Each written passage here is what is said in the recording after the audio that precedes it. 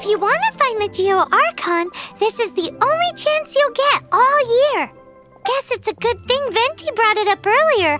Otherwise, we definitely would have missed this year's Rite of Dissension.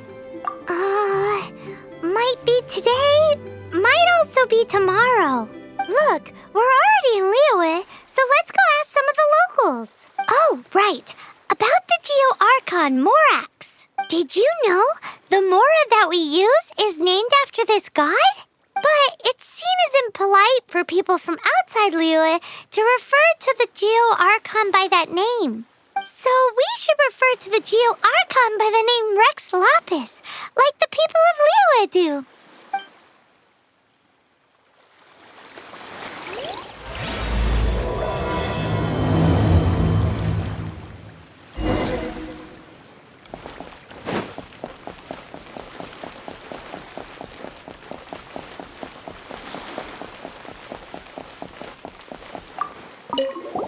Rite of Dissension.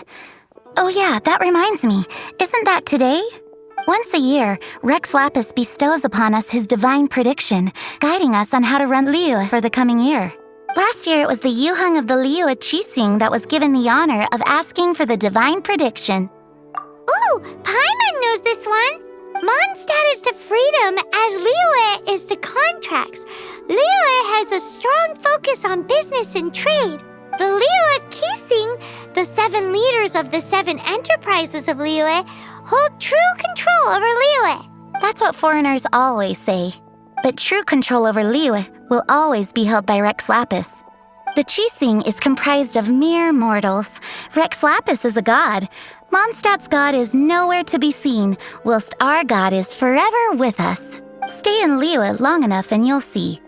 Given that you just left your godless city, it's time you experienced what it's like to be in a city whose god has walked with it through all of history.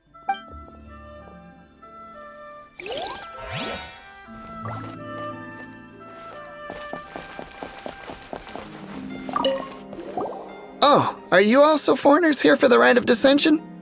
To think I've lived in Liyue all these years and never come to see this before. I guess it's like they say, locals never visit the tourist spots. I wish you well on your travels. Liyue always welcomes you.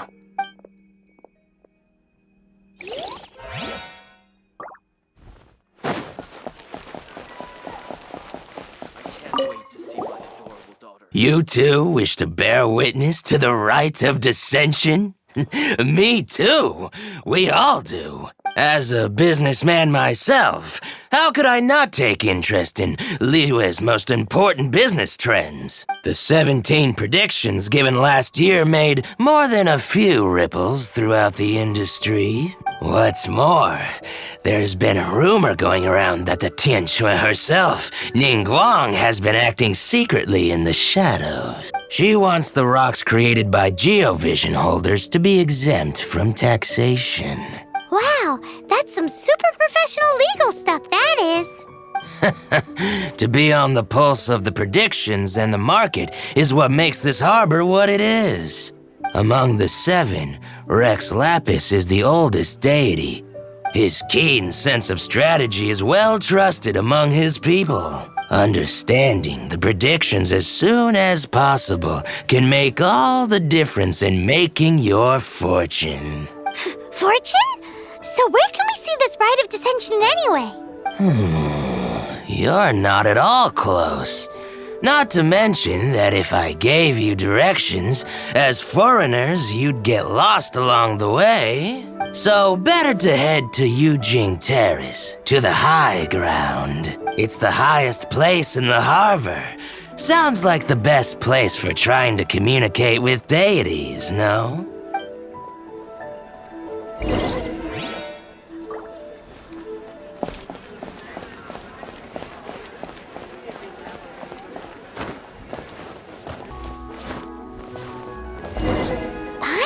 That the best time to make a wish is today, during the Rite of Dissension. Wanna give it a try?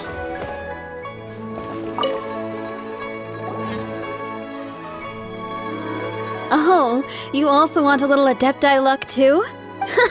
Seems you know a lot. Making a wish during this time is sure to get you the blessings of both the Adepti and Rex Lapis himself. I've already made my wish, so you can take this. Great! Thanks!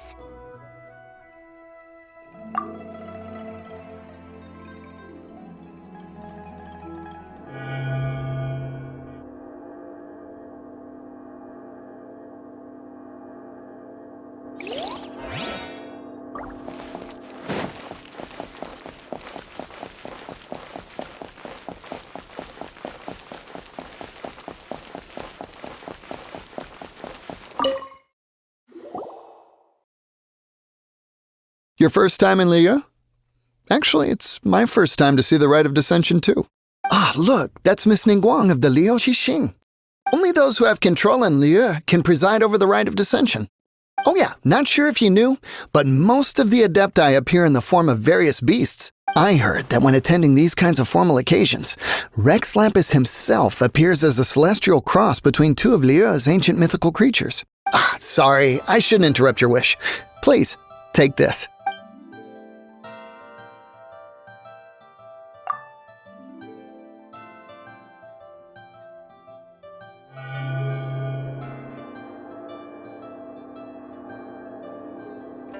Great! Now that we're all done with the wishing, guess we can just wait here for things to get started. Who knows how long that Miss Ningguang lady is gonna take?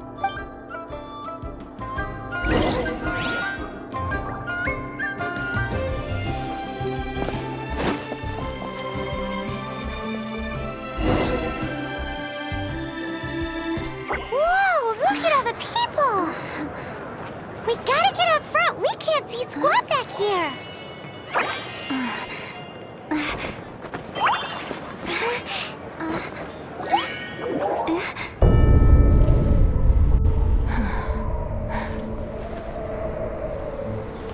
The hour is upon us.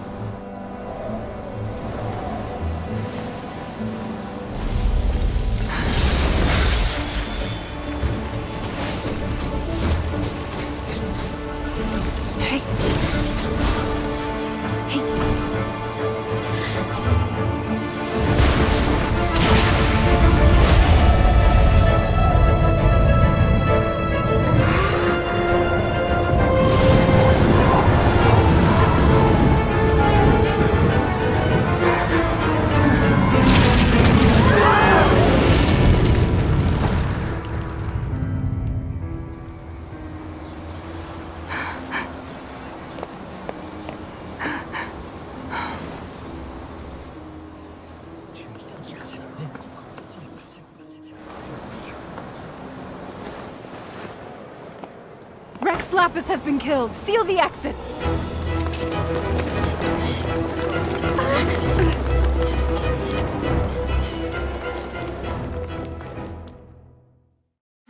What? What's going on? Did she just say Rex Lapis is... the Geo-Archon is... dead? Oh no! The Monolith! Looks like they're nabbing suspects who got too close. Paimon's freaking out! The killer is amongst us! Wait, we got close. Are we suspects? Wait, where are you going?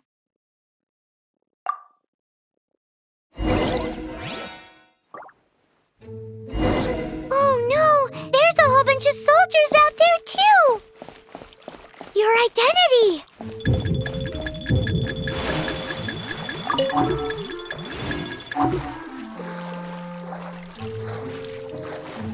But...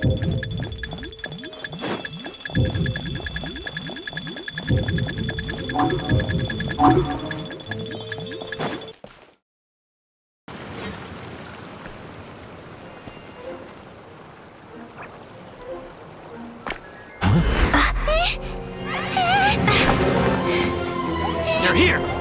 Arrest them!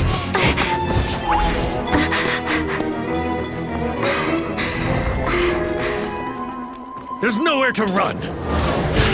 Hey girlie, hold still.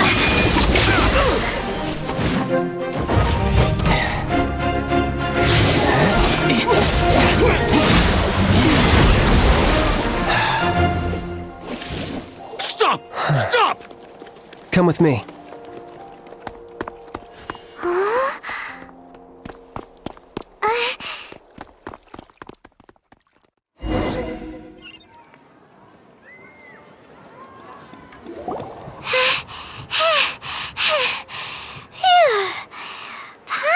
exhausted.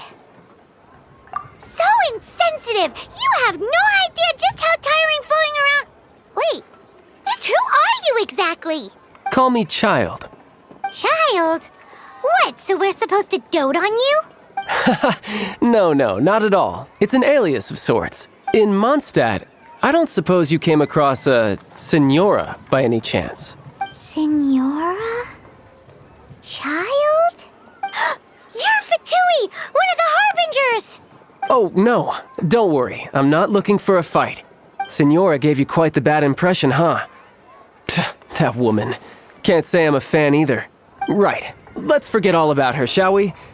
I'm here to help you. Yes, help. I'm not a bad guy. Oh, okay, perhaps I'm kind of a bad guy, but I'm not here to give you any trouble. Would it be too much to ask for you to keep the sword sheathed? I thank you for your knightly nobility. I heard of your deeds in Mondstadt, so I couldn't help but notice you during the proceedings back there. And because I had my eye on you the whole time, I know it wasn't you. Someone else was clearly behind it. But, regrettably, given I'm a Fatui envoy from Snezhnaya, there's no way I'd be trusted after something of this magnitude. The ruling Qixing of Liyue has always been overly suspicious of us. Well, can you honestly blame them? Guess I shouldn't try to deny that. Okay, sure. Maintaining a distance between strangers is probably a good idea. Either way, I'm already used to it at this stage. But right now, if you want to clear yourselves of any suspicion, you need to get yourselves to Northland Bank. Staying here isn't an option.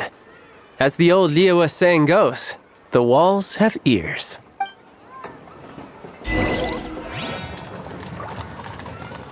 Rooms are a requirement for locomotion. Northland Bank. Correct. This bank was opened here in Liyue by Snezhnaya. Though everyone knows Liyue is the most enterprising in Teyvat, Snezhnaya is not short of change either. Yeah, well, poorer nations don't seem the type to have diplomats that come around acting the way yours do towards the Knights of Favonius. Here, let me give you this. This is I'm not sure exactly. Sometimes all money can buy is things, and not a name for oneself. All I know is that it's a sigil. A sigil to keep the mighty and illuminated Adepti from bringing harm to you. Adepti? If you head north from the harbor, then west from Guili Plains, you will eventually reach a stone forest known as Jueyun Karst. The people of Liyue believe it to be the abode of the Adepti. Legend or not, they believe it. As such, offerings to the Adepti are made at its borders. Nobody dares venture in. But I have no need for believing, not when I know for a fact that the Adepti truly exist. Hate to admit it, but your Fatui intel seems alright. But why would we go looking for Adepti anyway? Oh, my little friend. There are plenty of reasons mortals seek the blessings of Adepti. Money, health, love.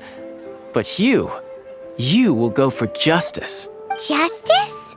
The Qixing will already have dispatched the Monoliths. They'll be seeking out the assassin from amongst the onlookers. But how could a mere mortal kill a god that can sweep aside entire armies? Rex Lapis never gave up his power as a god. This level of crude response is beyond what is called for. How suspicious. Or to hide something else. Hard to say. Even now, the Northland Bank wouldn't be able to hold the Monolith off for long. But the Adepti can clear you of any wrongdoing. Liyue was founded by the Geo-Archon and the Adepti. Of course, it was built by force. Look for them, and be faster than the Qixing's messengers, so you may give your version of events first. If there is anyone that can help you in Liyue now, it can only be the mighty and illuminated Adepti.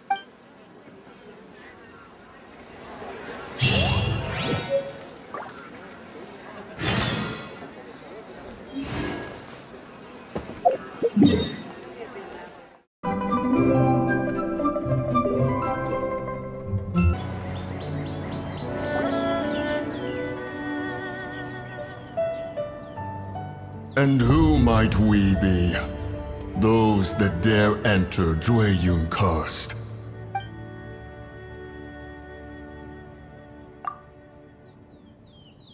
A sigil of permission. Many a season has passed since one was last in the presence of such an item.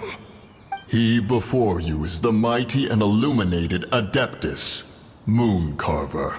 Speak, traveler. What business have you here? Actually, It's the assassin! They dared to flee here to Jueyun Karst. Sir, we've already stepped too far into Jueyun Karst ourselves. There's no choice. Apprehending the assassin is top priority. We must press on. Disturbing our borders. See them gone. One will not have interruption.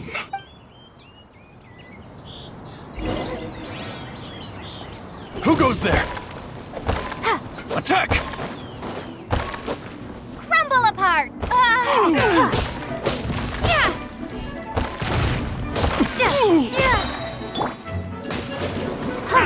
Let's dance.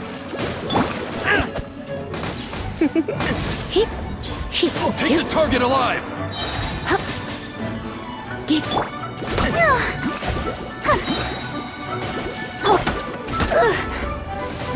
Take this! Come a little closer. Go, Barbara. Attack! You're in for a little shock.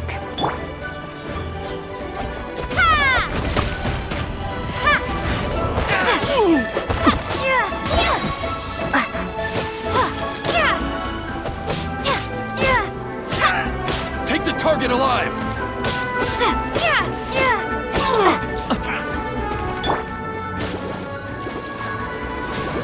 With the triad! Come a little closer. Attack!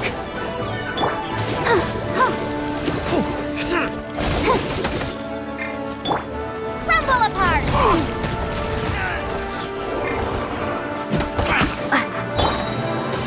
I'll protect us. Take the target alive!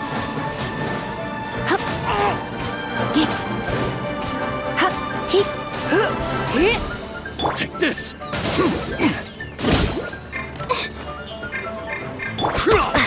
Shake! Attack!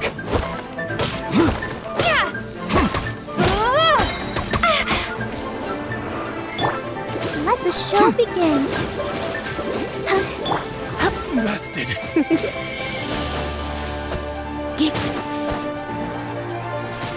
Who goes there? Take the target alive!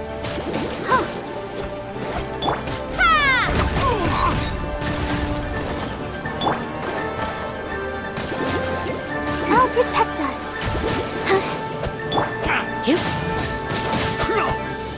Attack! Drop! With the triad! Tactical! Retreat! Take the target alive! You're in for a little shock. Come a little closer. Let's dance.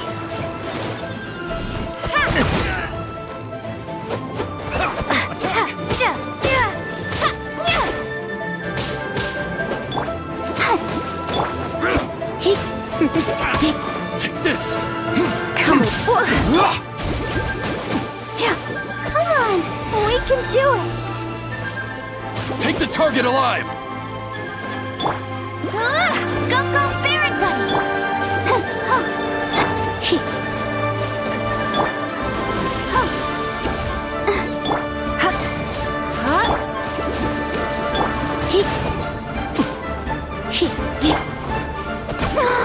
I'll protect us.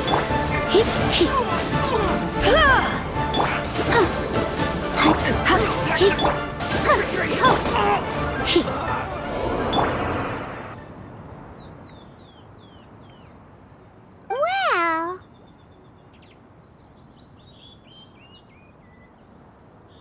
Preposterous. Preposterous! The Liyue Qixing. Utterly disappointing. How could someone possibly assassinate Rex Lapis during the rite of dissension, and then place suspicion upon the attendees?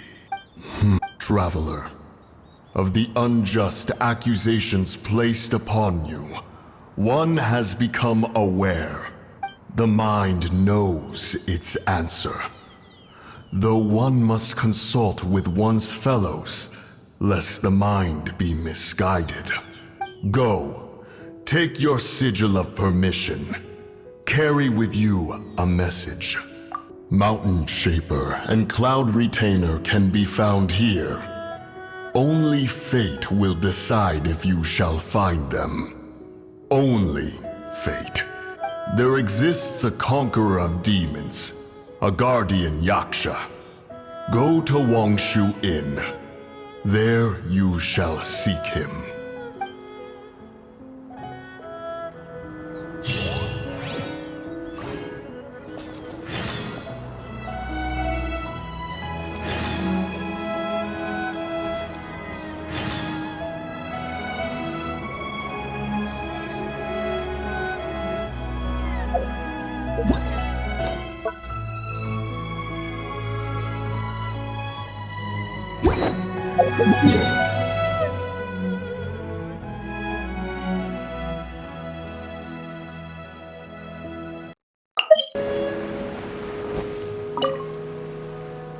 Have mercy, O mighty Adeptus.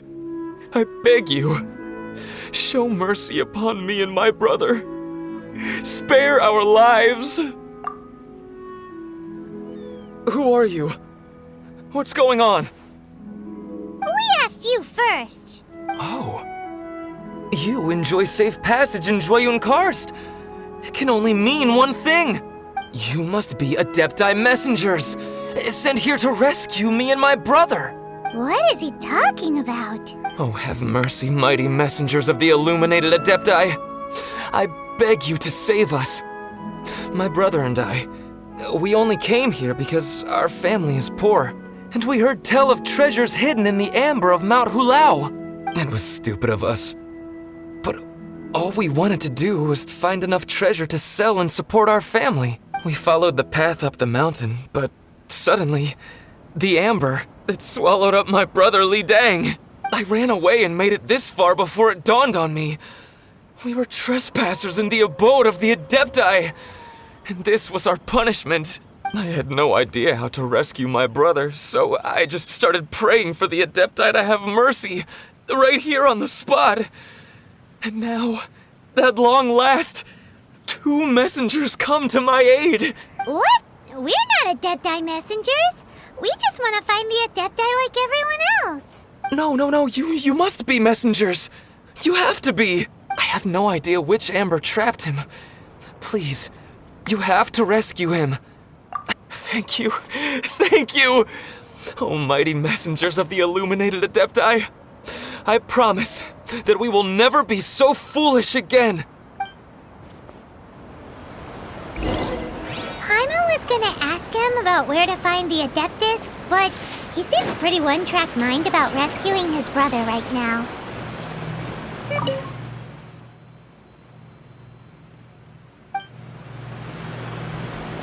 So let's follow the path down from here and make sure to be on the lookout for Amber on the way.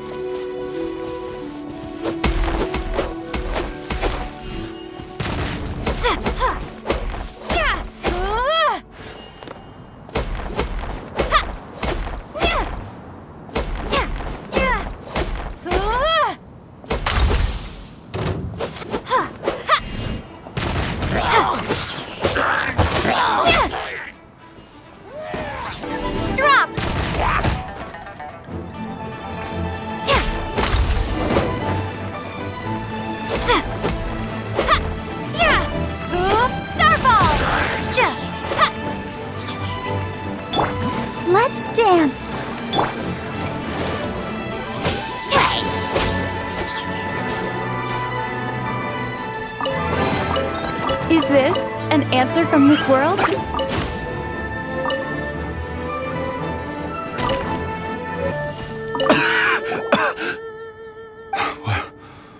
What happened? You rescued me. Thank you. Oh, and have you seen my brother? His name is Li Ding. We were climbing the mountain together. I just hope he didn't get trapped in Amber too. Phew. So he's safe then? Oh, thank you. I will head up to find my brother now. Here's hoping I don't run into any more Amber on the way.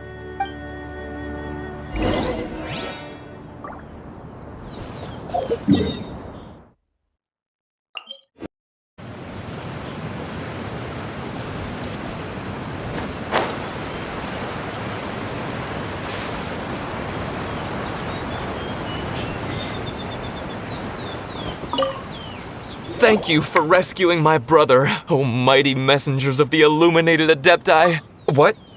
No. I mean, like everyone else, we've heard that there's an Adeptus living in Mount Hulao. But regular folks like us would never have the chance to meet them. No way. Unlike you guys, you're Adepti messengers. So it's a whole different story. Anyway, we have trespassed in the realm of the Adeptus for long enough. We should get going. Thank you, mighty Adepti messengers. Yes, thank.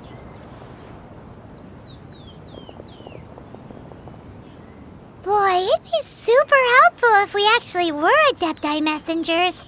'Cause it seems like this Adeptus has got a real temper problem. But it's not like we've done anything wrong, so... Who dares trespass on my mountain?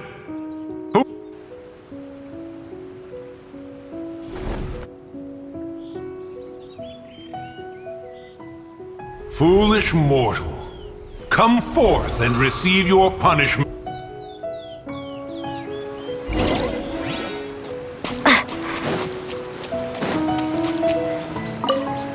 You intrude upon the sanctity of Mount Hulao. You destroy the amber of my mountain. And you free a thief whose freedom is not yours to give. The thief's ignorance was an affront to the Adepti. But your actions are an abomination of the highest order. Wait! We can explain! A sigil of permission. One was unaware that such things still exist in the mortal realm. In the beginning, Rex Lapis cast them for the mortals with his own hand. Few were made then, and thousands of years on, fewer still remain. Speak. One shall listen to the matter which brings you here. Then one shall verify the truth thereof. You would be wise to speak the truth. For Liyue is not so far from here that one would be easily deceived. Rex Lapis, assassinated? At the rite of dissension? What mortal in Liyue, nay, in all the world, would conspire to commit such foul treason?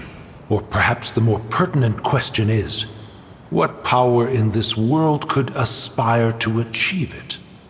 Rex Lapis charged the Adepti with the protection of Liyue, and we have always honored this duty. As the people have prospered, so have we gradually withdrawn into the mountains.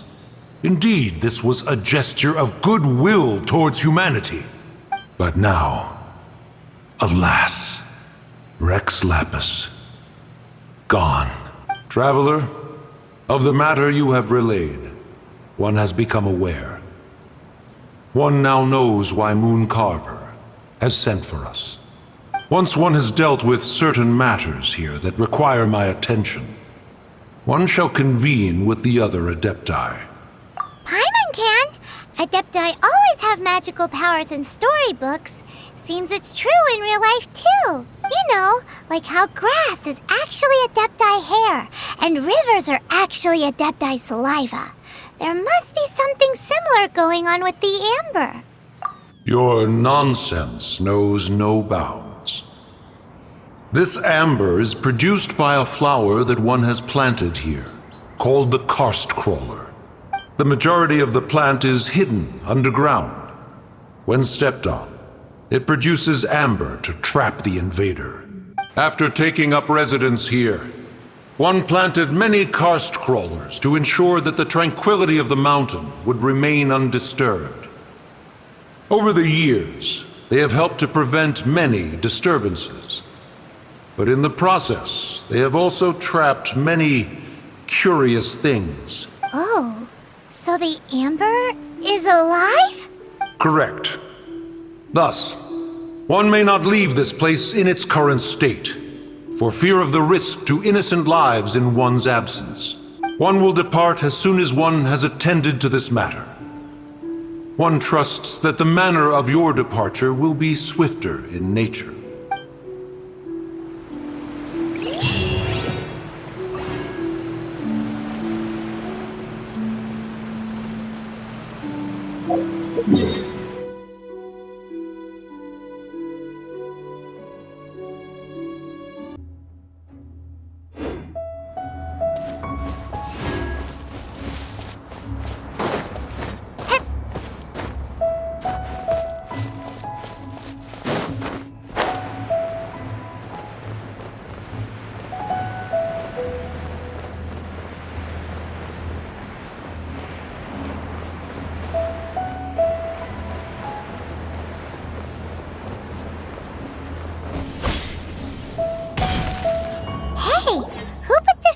Here. They've even set it ready for dinner. There's a wine jug and everything. Ooh, they even have the guests' names carved into the seats. Here sits Retainer. Here sits Guizhong. Here sits Rex. Maybe Rex is short for Rex Lapis. But Paimon has no idea about Guizhong. As for Retainer... That's it! When Mooncarver was going through the names of his Adepti buddies, he said there was one called Cloud Retainer. So this must be where Cloud Retainer and the other Adepti have their dinner parties. How about we cook up some extra special dishes for the Adepti? We're sure to get Cloud Retainer's attention that way. But what do Adepti even eat anyway? Paimon has no idea. People must make offerings here all the time. Guess all we can do is look around the area for any leftovers. Maybe that'll give us some ideas. Do you think maybe it's at all possible that the Adepti might like to try some sticky honey roast?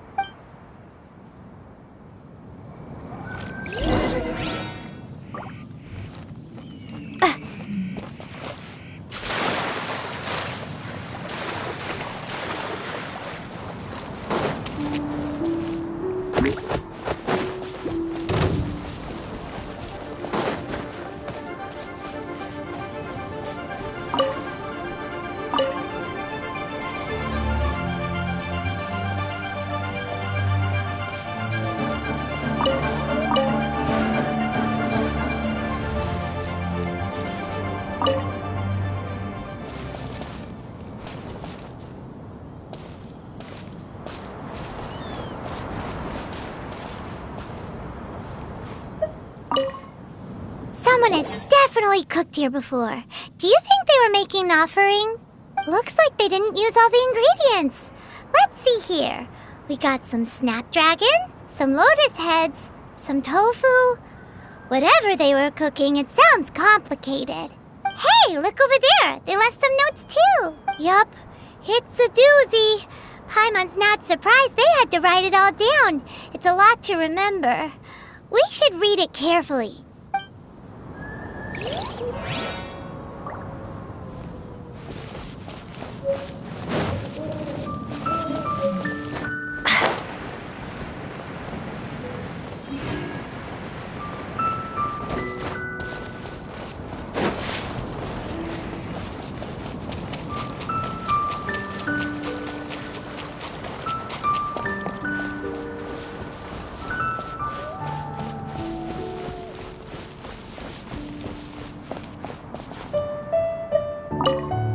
It's very clean here.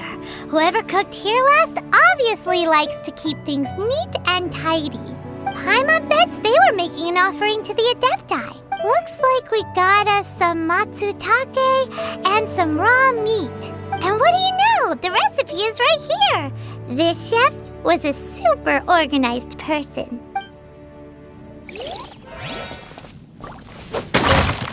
What do you get if you cross matsutake?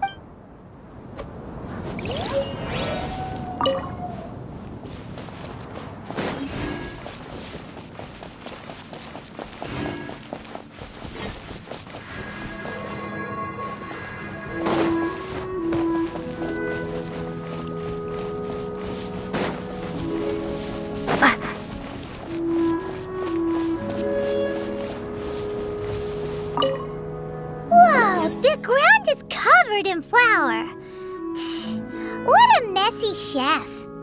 Seems there's meat in this pot, but Paimon can't tell which kind.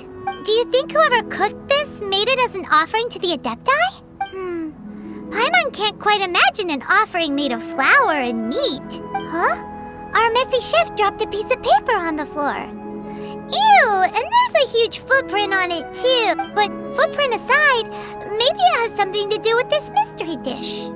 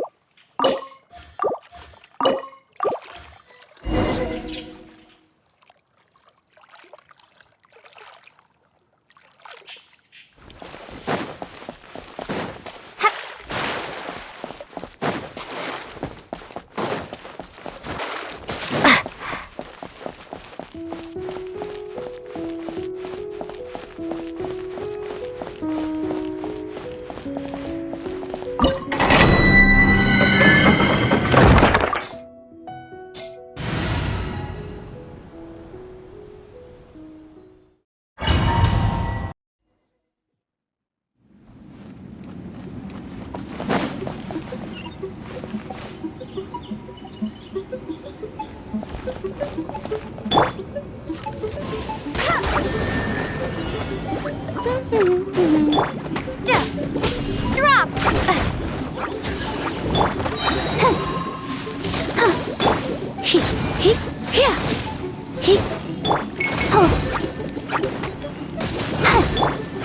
You're in for a little shock.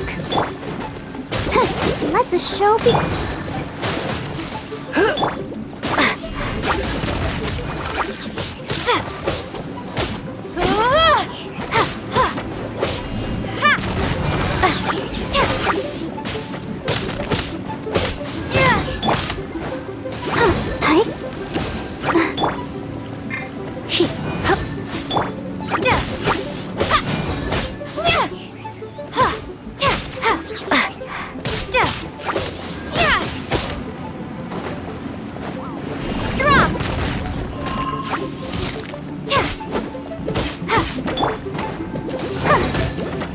Protect us. Starball!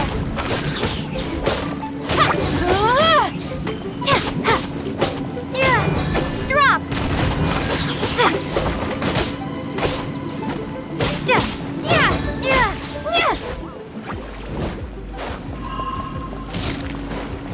Starball!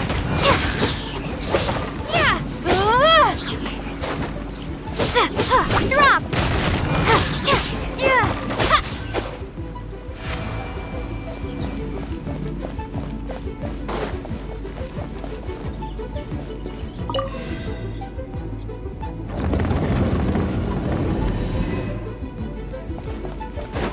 Look!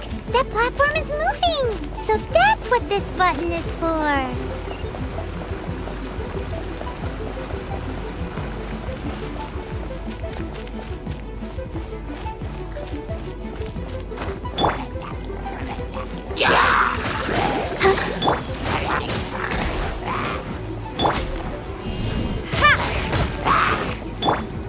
Hey!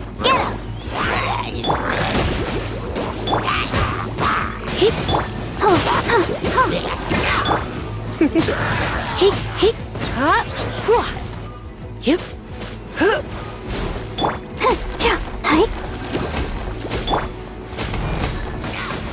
Come a little closer. You're in for a little shock. Yeah.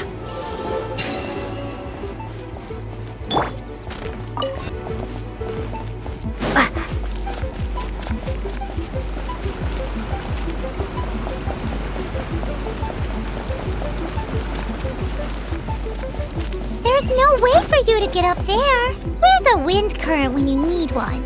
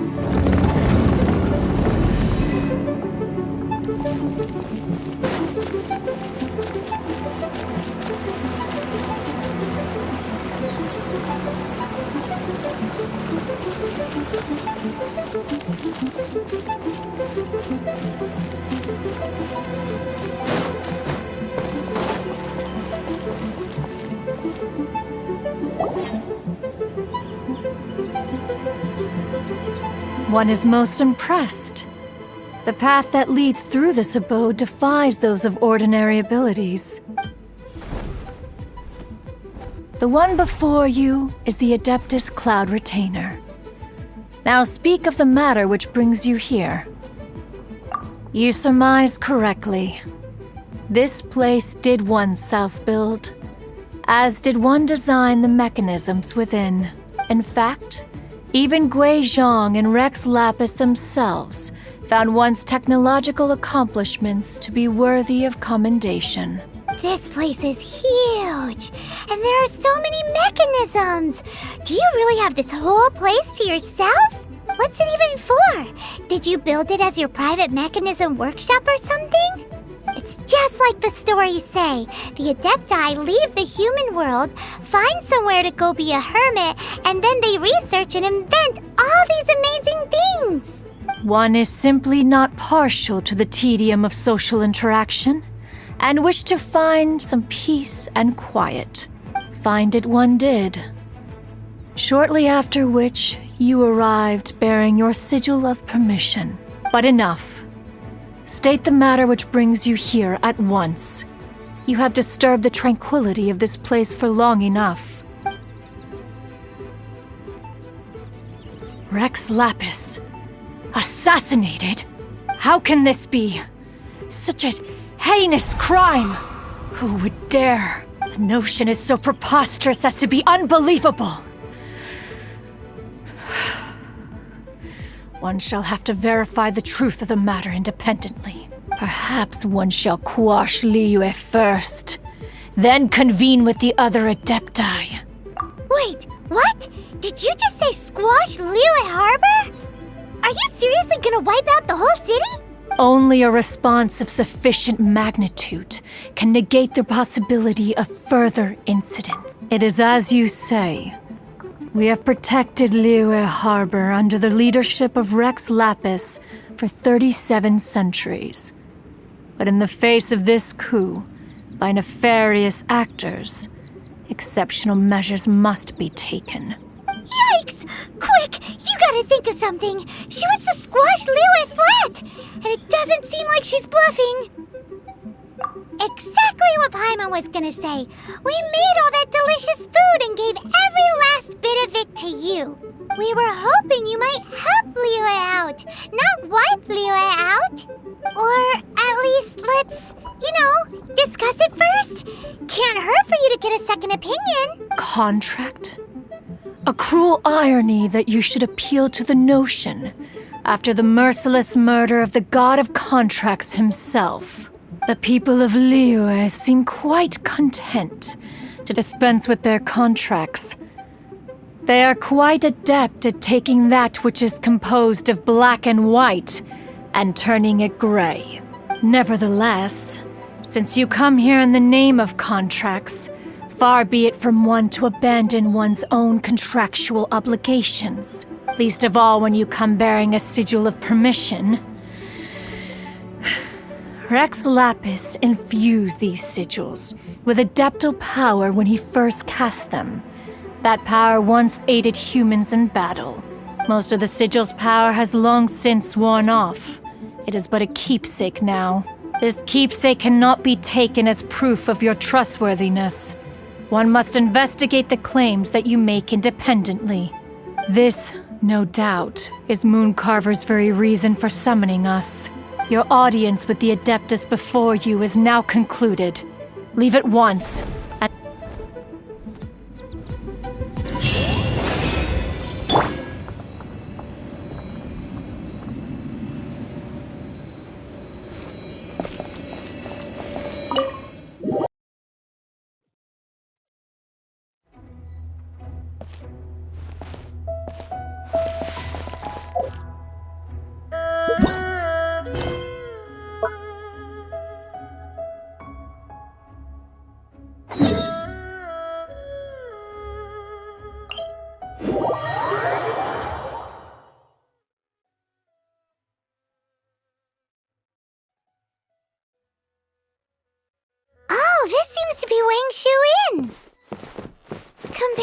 Jueyun Karst. This place seems basic.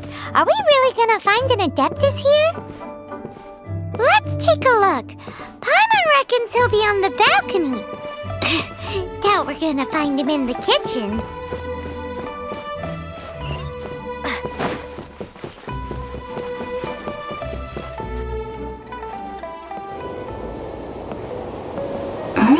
Oh, he's not here?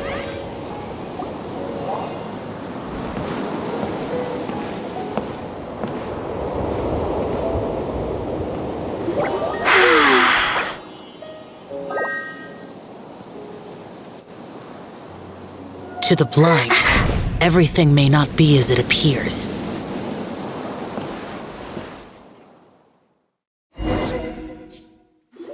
A sigil of permission? You came prepared. Though this only prevents me from hurting you myself, doesn't stop you from getting hurt in other ways. Paimon doesn't get it. Too much contact with our world is breaking the rules. Mortal souls are not as robust as those of Adepti, nor can your blood carry this level of adeptal energy. It's for your own good. Leave. Now. Wait a sec! We came here to...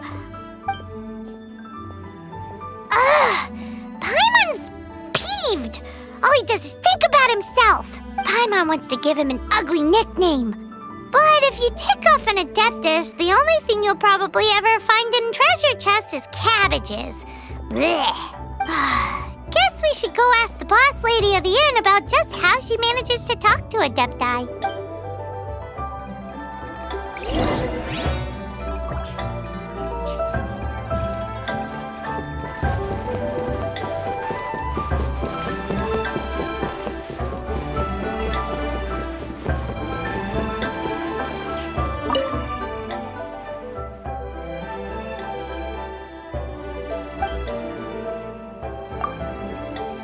Oh, you've already met Xiao. Not bad. Not often he's in a good enough mood to agree to see people. That's his good mood? Oh yes, the Adepti are very hard to come by. Many people go their whole lives praying to them, never once actually getting to see one. When the Geo Archon built Liyue, he borrowed power from the Adepti, but most of them only know how to protect Liyue by fighting. So for many millennia, it has instead been humans who have led Liyue. You really know a lot, huh, boss lady? It's not boss lady, it's just boss. Anyway, seeing as you have the favor of the Adepti, things should be a lot easier. Well, if you want to know my opinion, if you keep Xiao in a good mood, things should be okay. Good mood? Can't really imagine what a good mood looks like for that vigilant yaksha. Will be interesting, won't it? Come to think of it, I've never seen him smile either. How about this? You go see the chef for a bowl of almond tofu and a plate of whatever it is you're best at making. Almond tofu is one of the few human foods Xiao likes. The other dish is up to you. Up to us, eh? What do you think you're the best at cooking? Really hard to screw that one up, right?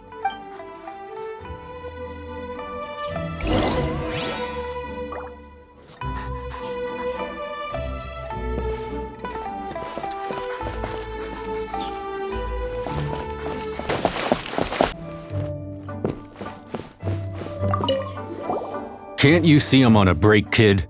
Scram! Scram! Whoa, this chef guy's service is about as good as that Wagner guy's back in Mondstadt. I see. If it's for the boss, then guess I don't have a choice now, do I? But my heart's not really in it right now. Not enough to make a dessert as painstaking as almond tofu. And why is that? A fencer's hand must be steady.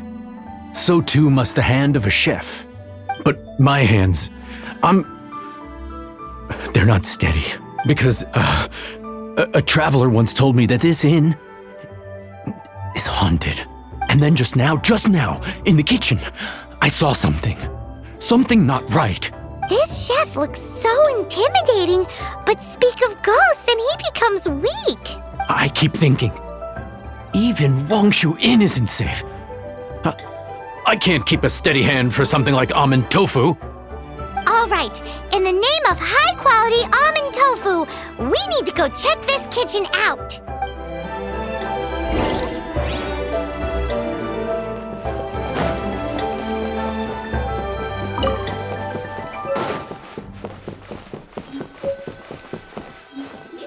Doesn't seem to be anything.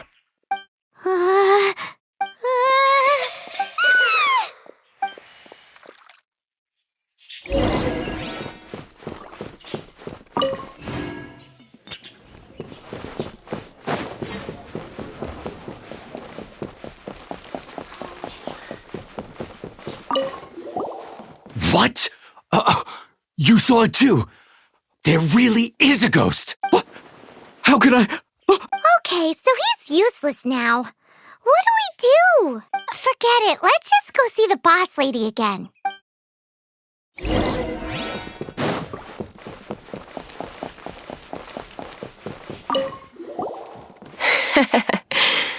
Scared of something so insignificant. Hard to believe he was once a notorious bandit. You don't seem that afraid of ghosts, boss lady. Gods and ghosts. I've seen it all before. Come to think of it, others don't seem to know there's an Adeptus here at the inn except for the boss lady. Shh. Say any more and you'll be divulging my little secret. Right. Best you two be off. Go see to it that that little ghost doesn't go scaring anybody else. Not that I'm ordering you around. It's like the Adeptus said. Mortal souls are not as robust as those of the Adepti. So as not to be harmed when dealing with the Adepti, you can start by practicing with that ghost. But how should we persuade the ghost? There is a calligraphy painting in the inn known as the Witness Sigil. It's been in circulation for over 1,000 years. Go take a look at it. Once you have, look for a place outside where you can see the exact same Witness Sigil formation.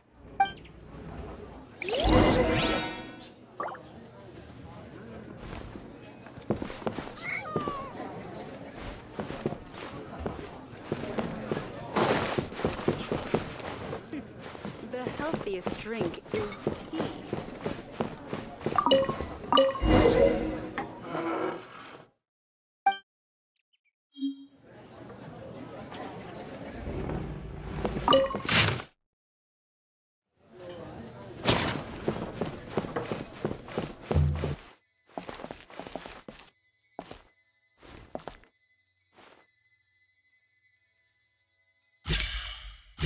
There she is! So scary! Quick, you grab her! She's trying to get away! We have to follow her! If it's as the boss lady said, she won't disappear like last time!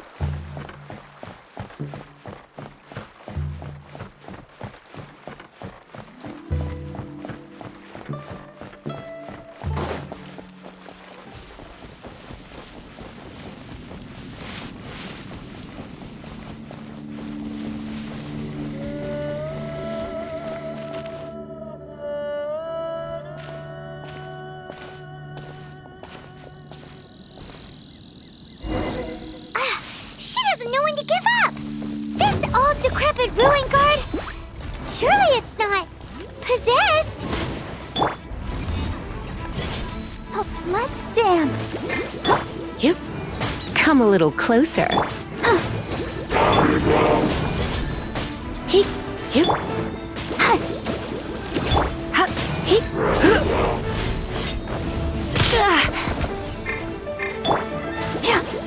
yep. He.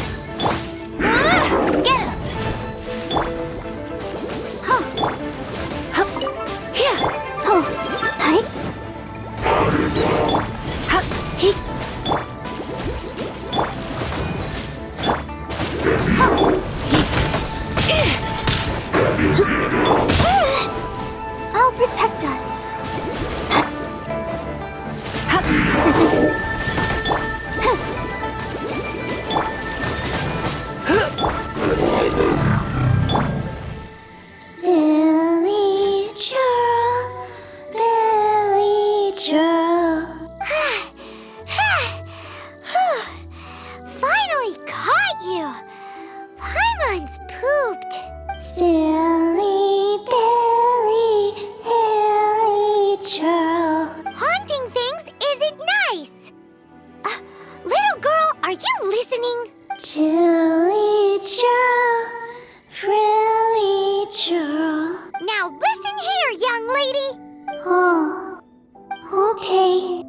Dusky Ming won't tease the travelers at the inn anymore. Next time, you can come play with Dusky Ming. If you don't come and play, Dusky Ming will come find you.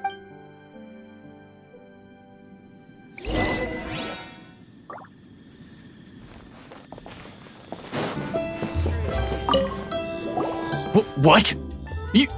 You really got the ghost to promise to stop haunting the inn? Wow. You really are something. I am in your debt. Please, wait a moment. I'll make you the smoothest, silkiest bowl of almond tofu. Haha, my hands are steadier than ever now that she's gone.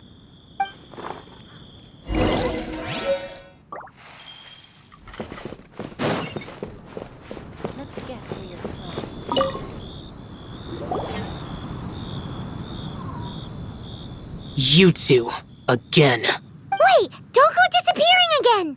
What's this? It's your favorite, almond tofu, as well as this distant traveler's best dish, a satisfying salad. Quick, tell him everything before he finishes eating.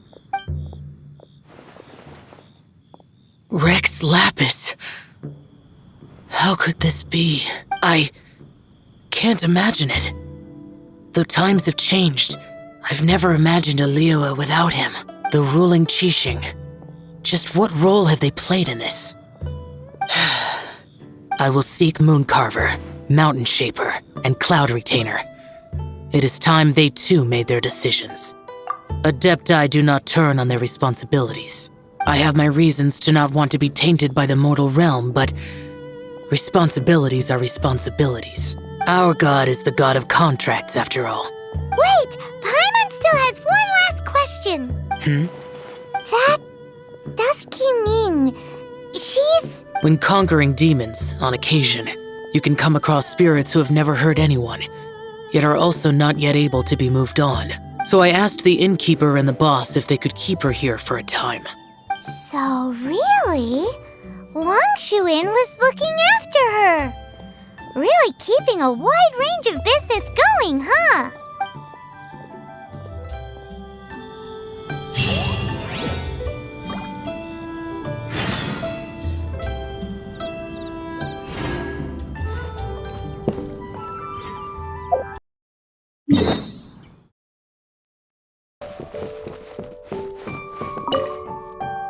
You finally returned. How was your journey to Jueyun Karst? I see. Huh. Mooncarver, Mountain Shaper, Cloud Retainer, Conqueror of Demons. Some of these names have never come up in the intel the Fatui gets hold of. As a returning gift, I too have information for you. Regarding the Archon's passing, the Liyue Qixing's response really has given me food for thought. They've announced that, as the true killer has not yet been found, they are not allowing anyone to pay their respects to the Exuvia. They've even gone so far as to try and cut off information. But with the right of dissension and all, even the Qixing isn't able to keep a lid on things. Exuvia? It's common knowledge in Liyue that Rex Lapis is also an Adeptus. The Geo-Archon is also the god of contracts, and is also known as the Exuvia, prime of the Adepti. The mighty and illuminated Adepti of today all signed contracts to protect Liyue way back then. Guess that explains why they're all so focused on Liyue's well-being. Naturally, they both have the responsibility and the aptitude for the job. If the ruling Qixing became unable to perform their duty properly, the Adepti have the right to take corrective action. The Geo-Archon's spirit has risen, so why would the Qixing hide his vessel? Truly suspicious. Oh, right! He's the whole reason we came here! If the Liyue Qixing has locked up Exuvia and won't let anyone near, then our quest to find the Seven is already over. Oh, you're trying to find the Seven? And just why might that be, pray tell? Nice answer. A knight that gets duped by the Fatui would really be no knight at all now, would they? But I can help you with that too, you know. Really? Give me some time. Time to find someone. Someone who can help you break through this stalemate. Truly fascinating. The harder they try to silence the situation, the greater the chaos that erupts. If you want to be around to see it all come crashing down, best you stay alive until we next meet, yes?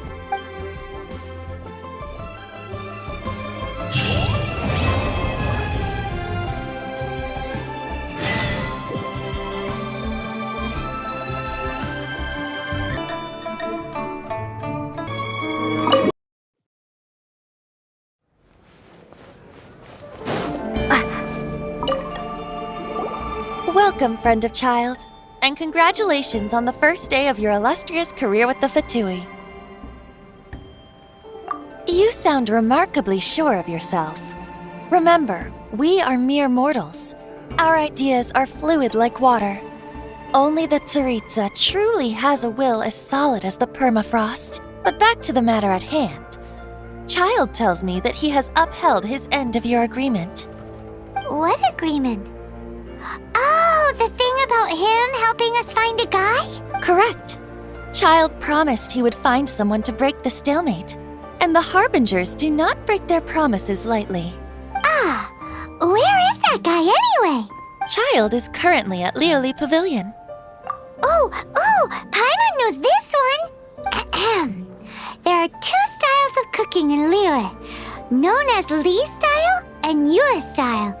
They have been competing for centuries, but neither has emerged as the clear winner. The flagship restaurant of the Li style is the Liyue Pavilion. The owner especially chose to open the restaurant at Feiyuan Slope so they could compete face-to-face with the Xinyue Kiosk, which is the flagship restaurant of the Yue style. Don't talk to Paimon like that! Anyway, Paimon's hungry. Let's get moving.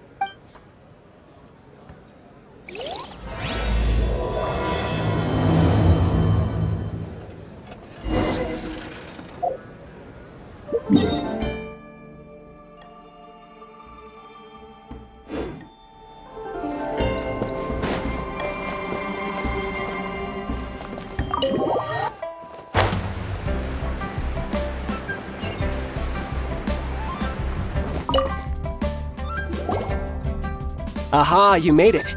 As promised, I have found someone who can help you. Someone who can solve the mystery of why the Liyue Qixing would hide the Geo Archon's vessel. So, where is he? In Liyue Pavilion? He certainly is. Come, I'll introduce you. I took the liberty of setting up a business dinner, as per the Liyue custom.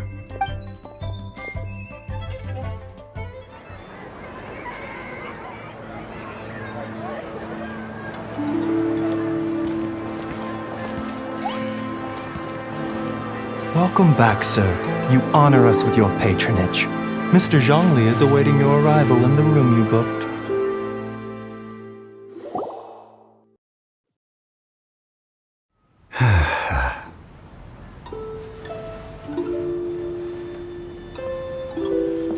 Hi.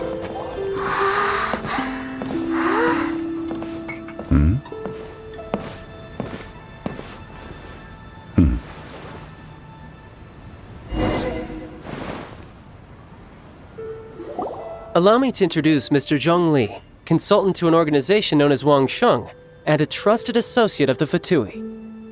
Indeed, Wang Sheng's line of work can be sensitive at times. Let's just say they understand when discretion is needed. And we, the Fatui, have always been glad to do business with friends who walk in the shadows. Walk in the shadows? It is an honor to meet you. I have heard tell of you from Mondstadt. Discretion? Shadows? Is Wang Sheng some kind of business involving dealing with people? Indeed.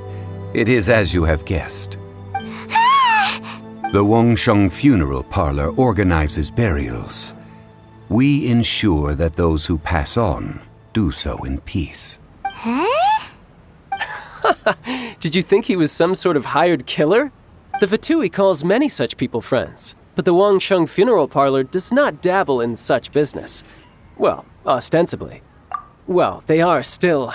I shouldn't say too much. In any case, I brought you to meet Mr. Zhongli because... Because I can bring you to see Rex Lapis's vessel. What? Don't be so surprised. Sure, the Geo-Archon's body has been squirreled away by order of the Tianquan Ningguang.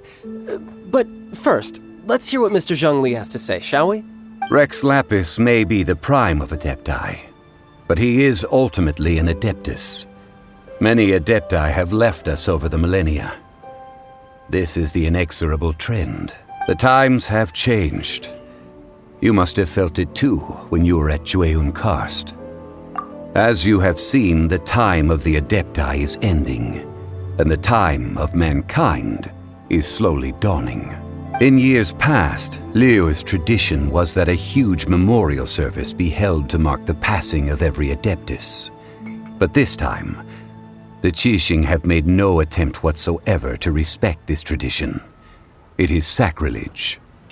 Yeah, the killer hasn't even been caught yet. Deicide or not, the concern of the Wangsheng funeral parlor is this. When the ritual to receive this god is so kingly, it is all the more egregious for his final send-off to go unattended to. Traveler, Child has told me a lot about you. Since you have had dealings with the Animo Archon, could I ask you to help me prepare the Geo-Archon's last rites? A wise decision. The Tianquan Ningguang has forbidden anyone from accessing Rex Lapis's vessel, which of course you would need to access if you were to achieve your goal of meeting all of the 7. Precisely. Only by participating in the rite of parting will you be able to see the form of Rex Lapis again. If we are agreed, come with me. We will speak of the details as we walk. All right, my bridge building work here is done. Turned out well, didn't it? You can go if you want to. Don't worry about me. I might just have a few more drinks and get acquainted with these things they call chopsticks in the meantime.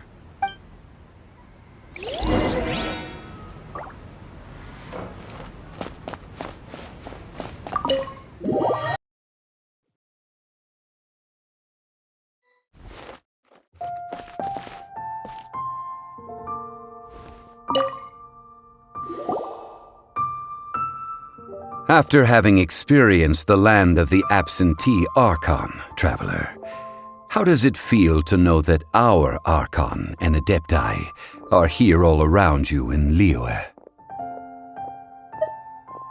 Indeed, the weight of 3,700 years' worth of history runs deepest in the true divinity of Liyue. Organizing the rite of parting should prove to be an enlightening part of your travels. Liyue is the most prosperous of the 7 nations, defended by deities and ruled by the Qixing. As such, the diplomatic maneuverings of the Fatui have gained no purchase here. Ningguang of the Qixing has always been on her guard against the Fatui. That is in all likelihood why Child wants to make use of the Wangsheng funeral parlor's connections. Huh.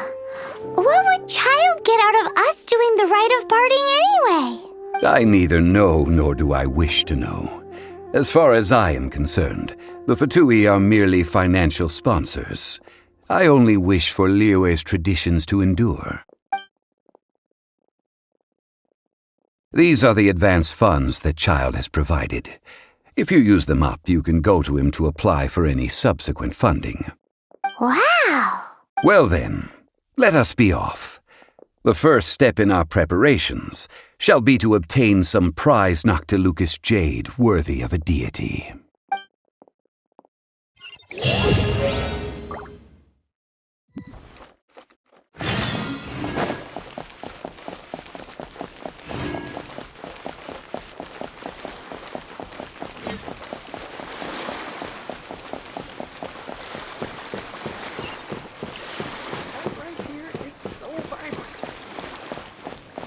What are you staring at?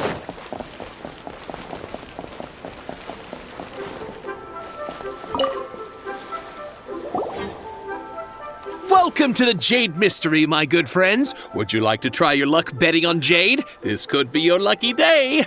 It's cheap and it's fun, and who knows, you just might strike it rich. Betting? No, we're here for... What was it again? Noctilucous Jade, of radiant grade at the very least. Radiant grade, Noctilucous Jade? I see. You're not a tourist. My apologies. I have some here for your perusal. What do you think? The Jade Mystery is an old name in the jade business. Just look at that wonderful quality. Rex Lapis doesn't often bless us with such finery. Go on, pick whichever one you like. These 3 pieces really do look pretty. Not like the ones you usually dig up. But how do we pick? Should we just grab one and go? Oh? You want me to decide? That is fine as well. If it were me, the answer would be simple. Oh? And that would be... I'll take them all, boss. Oh, you act with such panache, good sir. I always knew you were not a man of ordinary caliber. Oh, wait, boss! That one didn't count! We need to discuss it again! Hey! If we only need one for the ritual, aren't we wasting 3 times the Mora if we buy them all? Oh, Mora. It is as you say. I suppose I overlooked this particular aspect of the transaction. Huh? How do you not think about Mora when buying things? If one must always consider Mora before acting, then in all things one is bound by Mora. What? All Mora is currency, but not all currency is Mora. What? Is this how the rich live? Well, he knows a lot about big money, but not a lot about big savings. No need to waver. Even when I am constrained by Mora, I have ways of working around my limitations. Evaluating the quality of Noctilucous Jade is indeed very tricky. As crude ore, there is little difference in texture, lustrousness, and internal pattern between good and bad jade.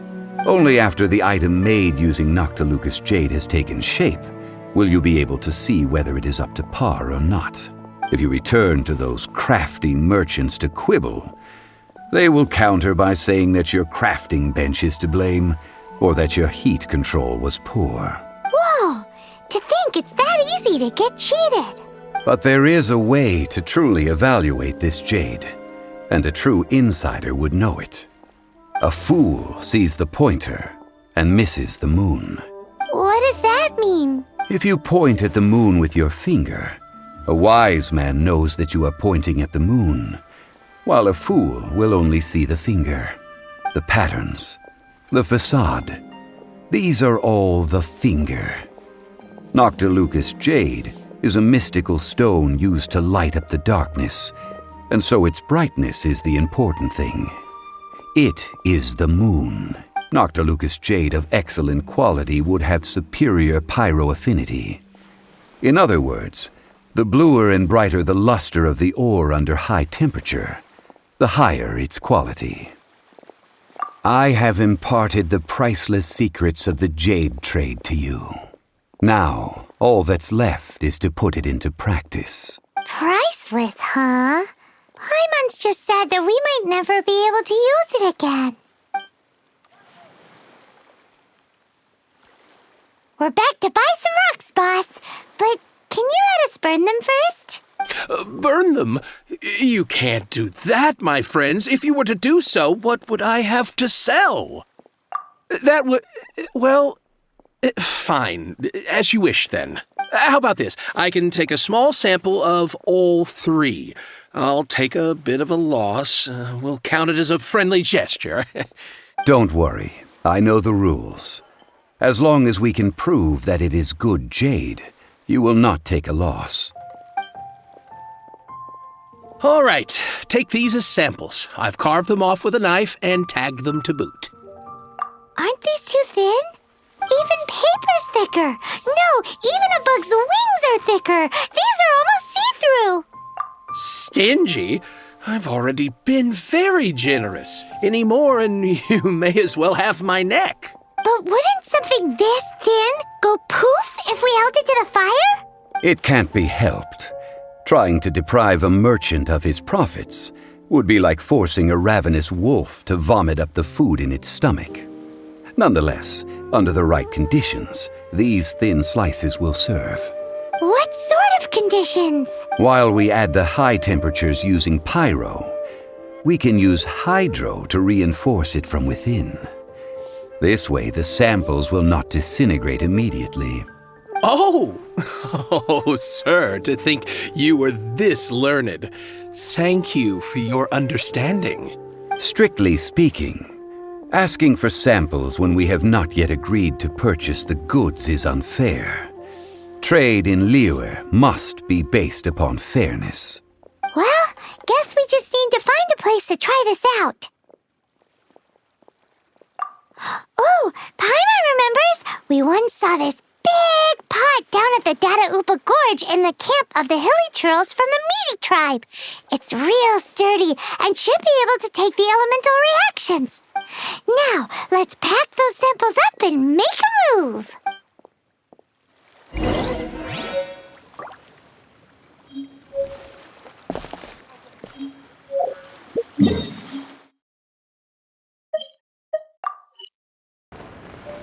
That's the pot! It looks like the hilly trolls are still using it. It's a bit impolite, but we gotta cut the line.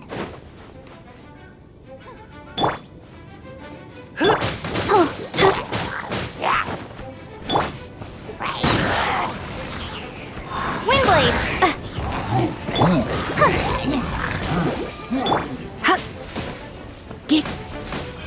Hey!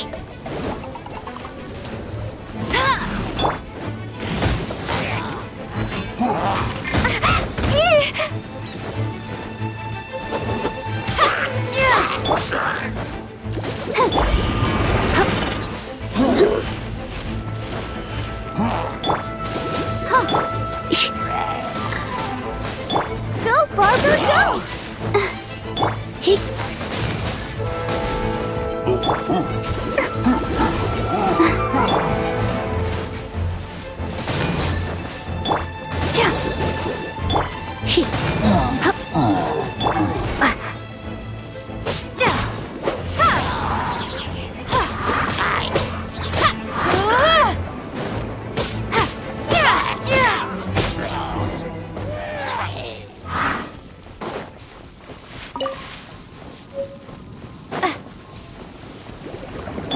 Let the show begin.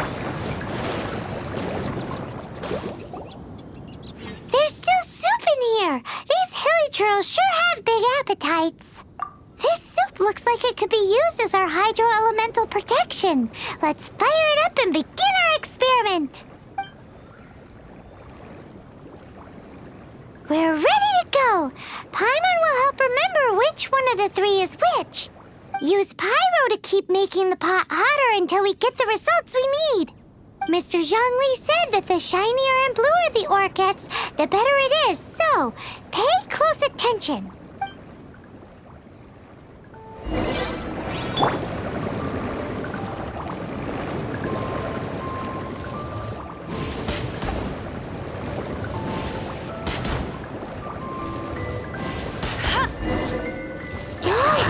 That light came from the first note to Lucas Jade.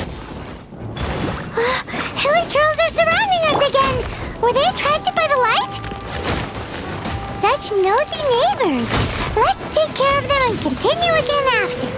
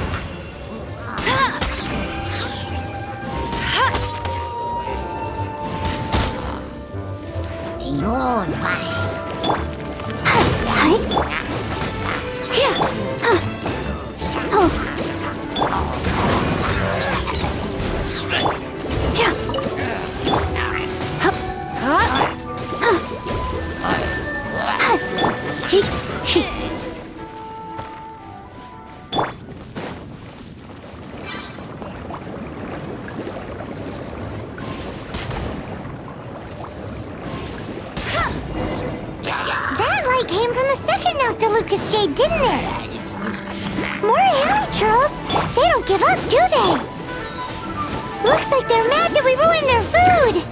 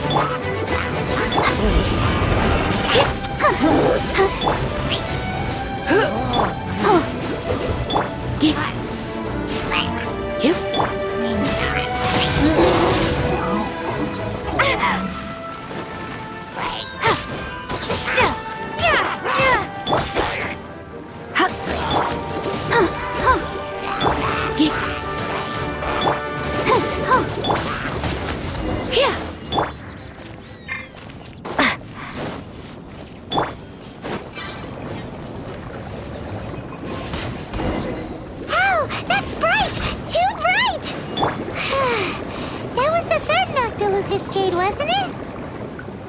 It was so much shinier than the rest. Let's go with that one. Let's head back to the Jade Mystery to buy some jade, shall we?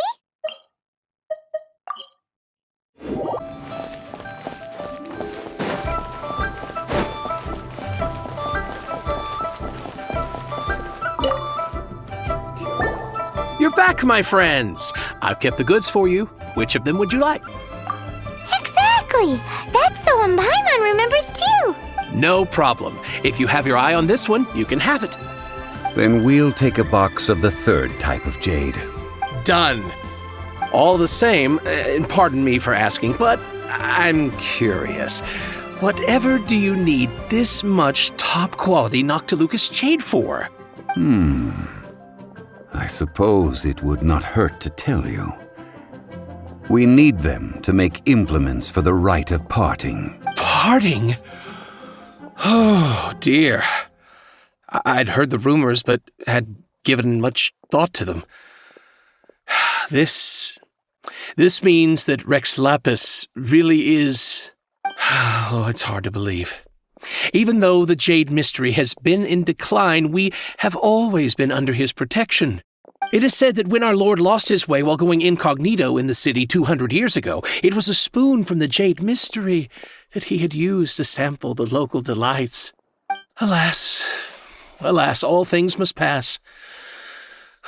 Well, if this is to be used to say farewell to Rex Lapis, then I shall sell this to you at half the price. Are you sure? You didn't want to even give us an inch before. If not for our Lord's protection, this city wouldn't exist as it does now. No proprietor could earn money off such a thing. I'm sure Rex Lapis will feel your sentiment, boss. In the safe hands of the Liyue and good honest merchants such as yourself, I for one believe that Liyue will continue to prosper as it always has done. All right. Thank you, my friends. What's with me getting all sentimental like this? I'll practically be giving away all my fortune at this rate. Now that we've made our choice, let's take this Noctilucous jade back. Hey, wait a minute. He said it was half price, not that we could leave without paying. Oh, right. I'm sorry. I must have forgotten to do that too. Let me see. As I thought, I didn't bring any. Any what? Mora, my apologies. Another oversight on my part. Oh, that won't do. This isn't some small sum. Oh, wait! Didn't Child give us some advanced funds earlier? That's a relief. Have a look, boss. Is it enough? It's fine. Just enough for half price. Though, to be honest, it'd be all right even if the sum wasn't quite enough. Well, it's settled then. Let's take this jade to Yujing Terrace. That's where we plan to hold the rite. Look at you bossing everyone around. You didn't cough up a single Mora. I will do my best. You have my thanks.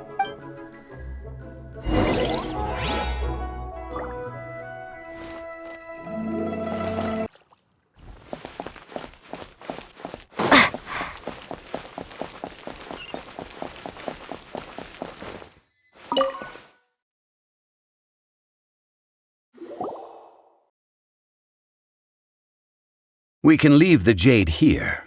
I have already called for a jewelsmith to shape them into the implements that we will need. Ah, yes. I have yet to go and see Child. So, as for the jewelsmith's remuneration... Guess we can't do anything else. Also, is this where we're doing the rite of parting? Yes. I have already rented this location, and have begun making preparations for the rite. That's right. The Liyue Qixing have acquiesced to using the same location. But when something this big happened here, should suspects like us really be at the crime scene? We might get caught by the Monoliths. Although with that said, since we got back from Dwayne Karst, none of those pesky Monolith soldiers have come chasing after us. Wonder what that's about. Also, the, Rex Lapis vessel... Traditionally, we call it the Exuvia. Ah, right! That's what it was called. You seem to know everything, Mr. Zhongli. So, was this Exuvia hidden away by the Qixing? I mean, we haven't even figured out who the murderer is. One must think that they already have someone in mind. Or perhaps they already know. Surely they must have found all the evidence that there is to find here. These things are for the authorities in Yujing Terrace to consider. Trying to help would probably only add to their troubles. Before the rite is conducted, the Exuvia will be kept temporarily in the Golden House. Golden House? The only mint in Liyue, which is to say the only mint in Teyvat. All the mora that flows throughout the world is minted there. Oh, no! Paimon wasn't thinking about anything bad. Paimon thinks it suits Morax. But why do you know this, Mr. Zhongli? Since the rite of parting has the approval of the Qixing, it is a semi-official event. As such, there is already some limited information available. Perhaps each has their motives. But this is the capital of commerce. A little exploitation once in a while is not unacceptable. In Liyue, where the god of contracts reigns, only contracts may not be betrayed. I, for one, have no issue with little maneuvers outside their remit. Well then, we should go and prepare the perfumes used in the rite. Perfumes? Where'll we get those? Do we buy them? No. Perfumes used to honor the gods must be freshly decocted. The quality of the silk flowers we require is also special. Silk flower petals contain a fibrous material of good quality, often used in brocade making. Its scent, however, is most elegant, and is especially suited for solemn events, like giving offerings to gods and adepti. It's time for Zhongli's lectures on high society again. We shall not speak of the details right now. Follow me. We shall go to the merchants to purchase our ingredients.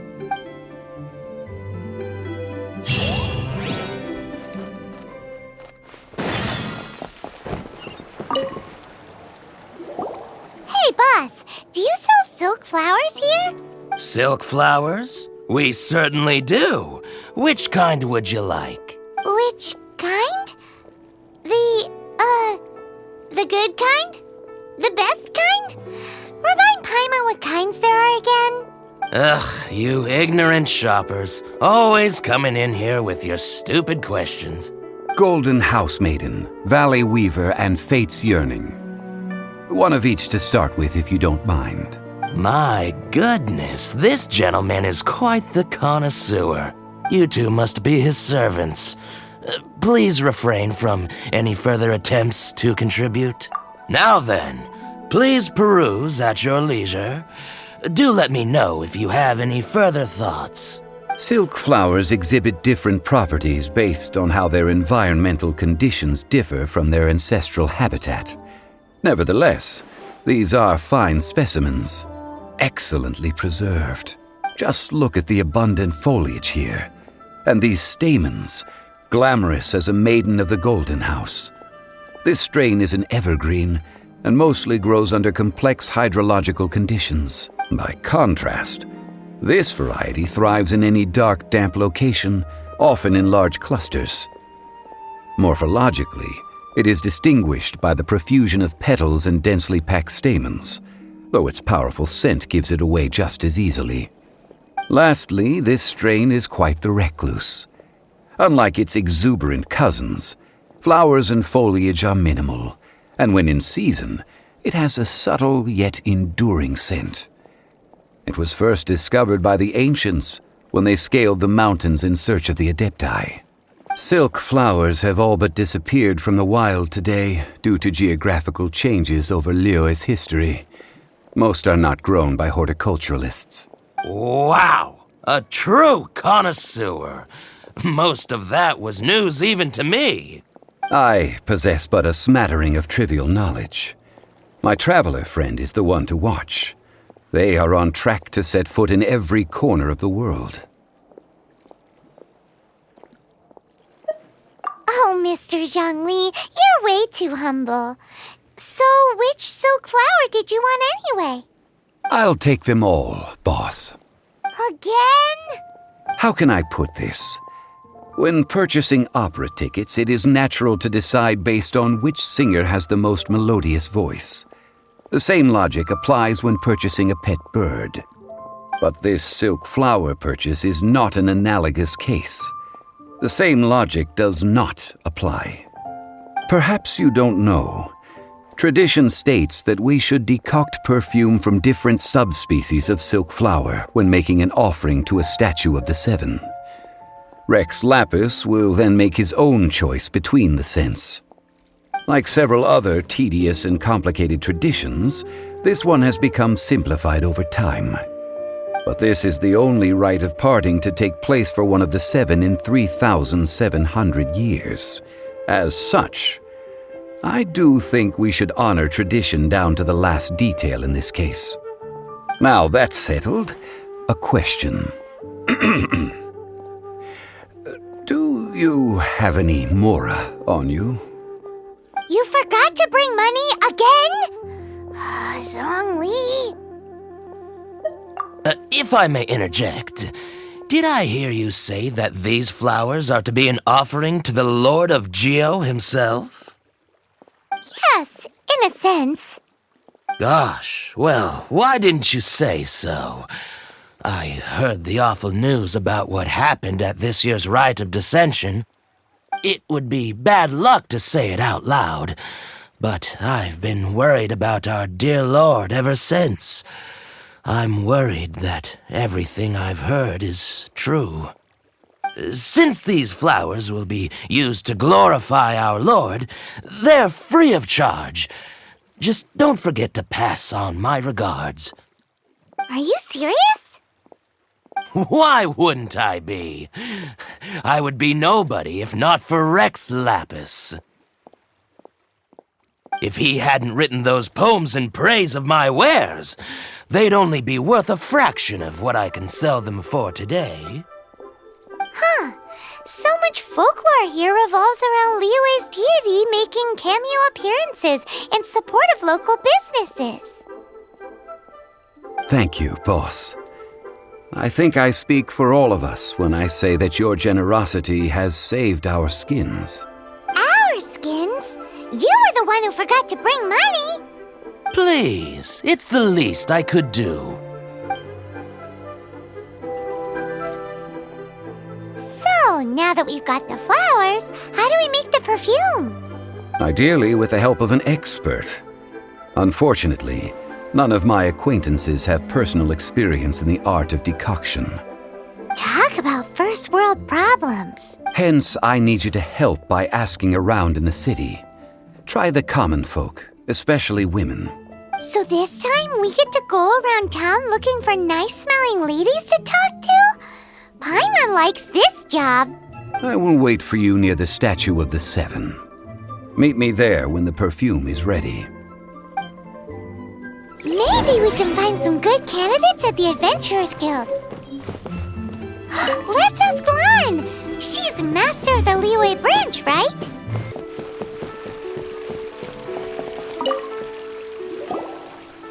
Lan, we need to ask you for a favor. I stopped accepting commissions a long time ago.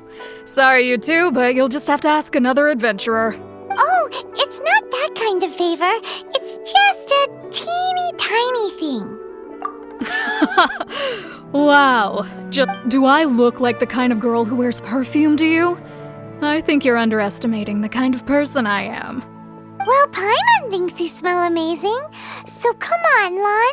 What's your secret if not perfume? Now that you mention it, yes, there is something. What is that scent? Oh, it must be from the Qingxin flowers I picked on the way back. I forgot I still had them with me. Aha! The truth is out. Lan's got a soft spot for wildflowers. No, they were for medicinal use only. Anyway, this is a pointless conversation. If you want to know about perfume, try talking to Qiming. The fortune teller, right? Paimon remembers she smells pretty good. Thanks, Lan. See you around.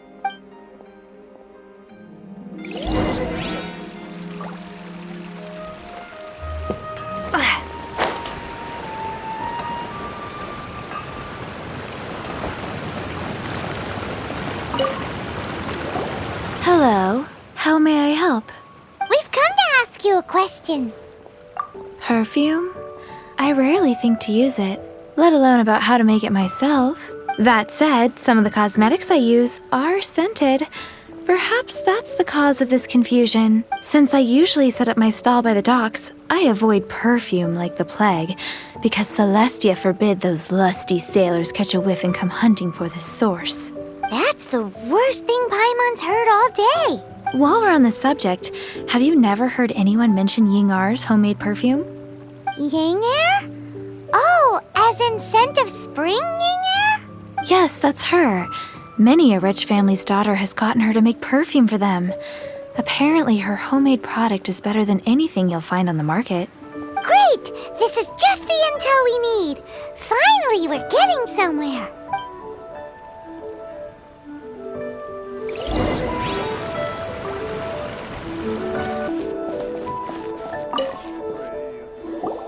Well, hello.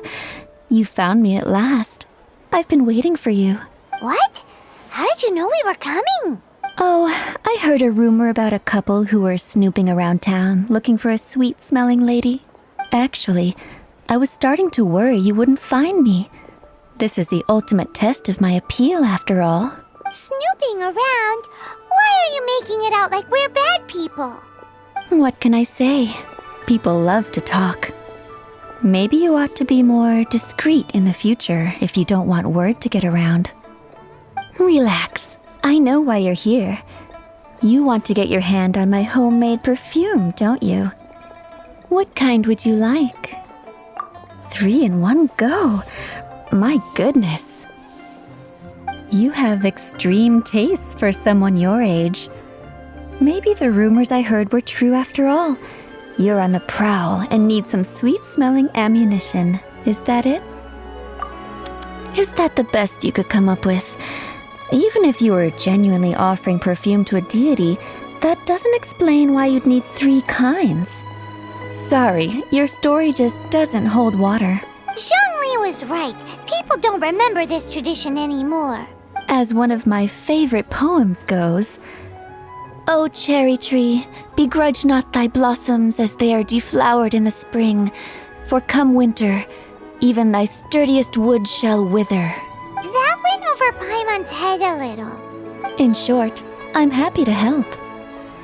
Traveler, you can be my assistant, but you'd better make sure I'm the only person on your mind while you're hanging around with me. So, where is a good place for making sweet, sweet perfume? Where is that? Mondstadt? We're only making some perfume. There's no need to go to such ridiculous lengths. Somewhere closer to home will do. Let's go for the kitchen at the Wanmin restaurant.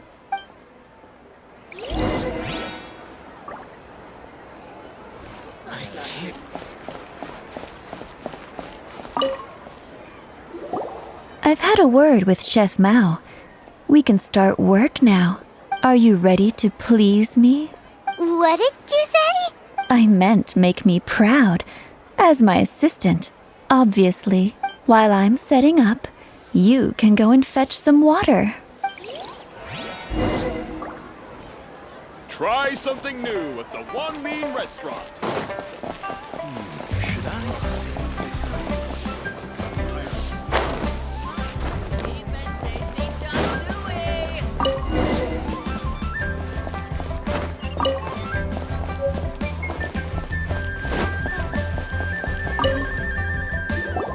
This water will do nicely.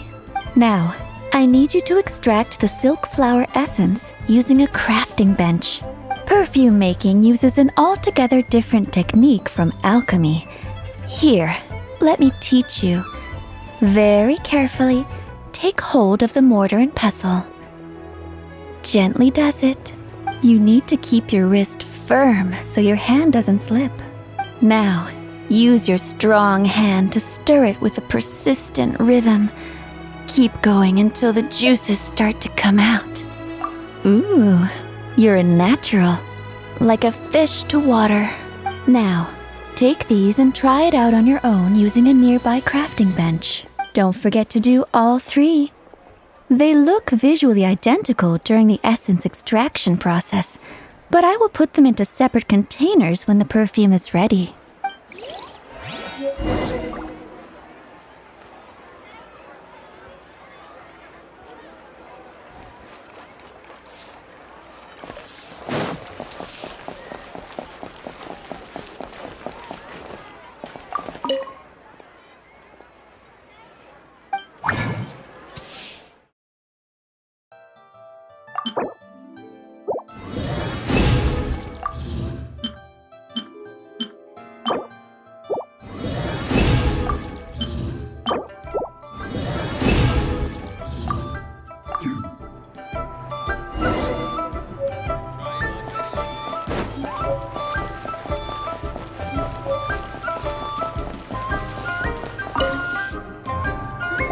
Wow, this is some exquisite silk flower essence.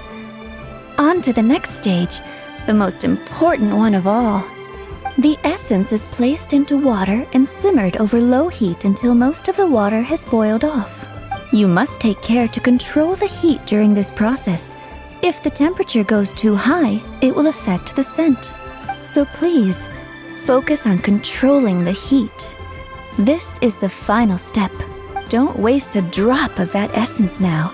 We want all of it in there.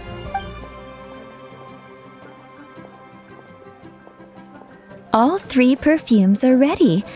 And you, my friend, were a wonderful assistant. A testament to the lengths you will go to for romance. It's so rare to see nowadays. Anyway, shall I give you a brief overview of each scent? It might just help you match the right scent to the right occasion. Paimon wants to hear this. The first one is sweet as candy, straight out of a fairy tale. Younger women will love it. The second one is for those with more refined tastes. The first choice for daughters of high society. Finally, the third one has a soft but lingering scent, like a mist that captures the last light of dusk. Mature women adore this one. All clear? Don't get them mixed up now. You'll ruin the mood. Good. Be sure to come visit if you ever need help with anything, okay? I'll leave you with some parting words.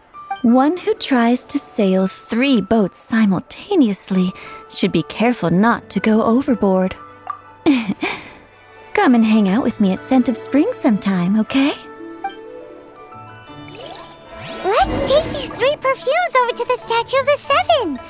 Mr. Zhongli's probably been waiting a while.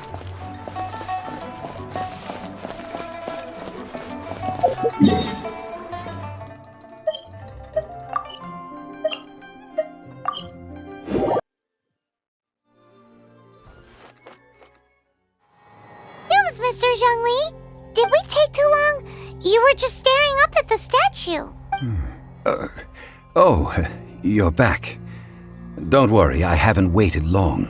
Compared to the watch that Rex Lapis's statues have kept over Liyue, this was but a brief moment. Well, how can a person compete with a statue? That is true. Well, have you brought the perfumes? 3 sets, and not one less. Thank you both. Let us offer them up.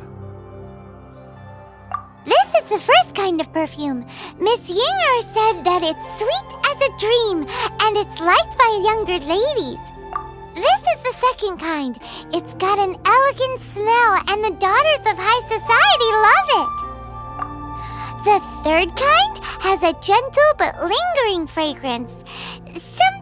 Something like the dusk mist, and it's a favorite of mature ladies. Oh, what was that? That's the one older ladies like, right? Does that mean that Rex Lapis is actually an older lady? Perhaps. Rex Lapis has taken on countless forms. Perhaps that really was one of them. What a shame. We only got to see the giant dragon form, and... Let's hope the Qixing can catch the real killer. We can leave that to the authorities. Let us focus on the fond farewell for Rex Lapis. So, we finished another step in our preparations. What's next? Next, I would like the two of you to help me borrow the cleansing bell. Cleansing bell? At present, a friend of mine named Madame Ping is the guardian of the cleansing bell. She lives near Yujing Terrace. If you ask her, she will know what to do. Sure, but aren't you going to come with us? Ah, I have certain reasons why I cannot be there in person. Please, do this for me. Man, why's he gotta be so secretive this time?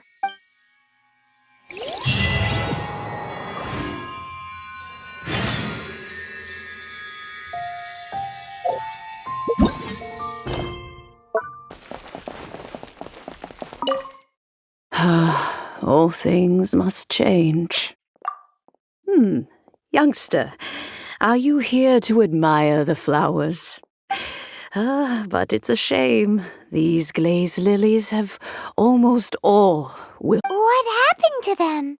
Back in my day, people said that glazed lilies can read human hearts. If they heard beautiful sounds like laughter and singing, they would also bloom joyfully. But if they heard too much wild gossip or slander, they would quickly wither away. So that means these flowers feel what's happening in Liyue?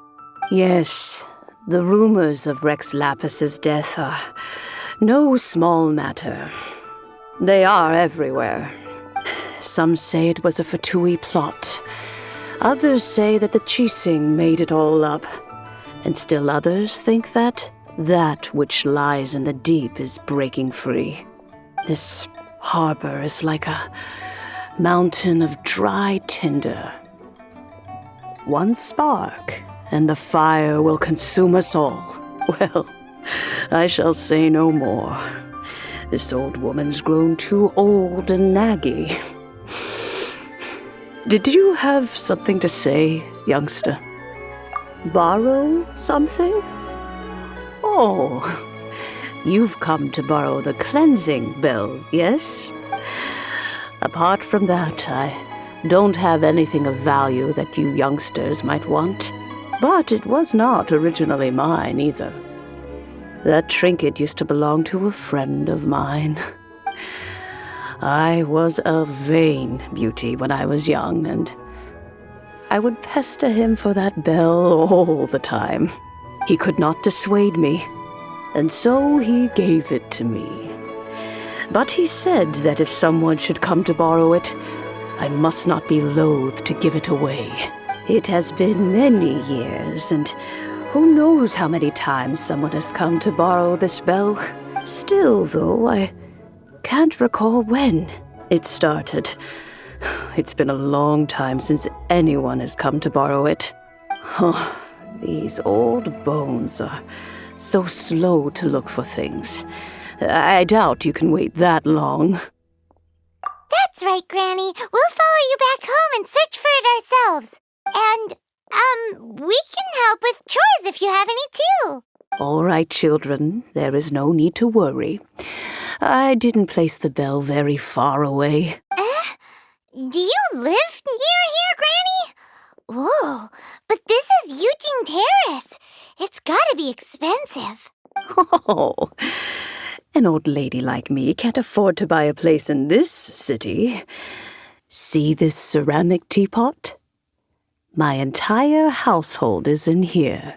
How does that work? Oh, youngsters. I simply mean that the bell is somewhere inside this teapot, and you are quite welcome to borrow it. If you can find it.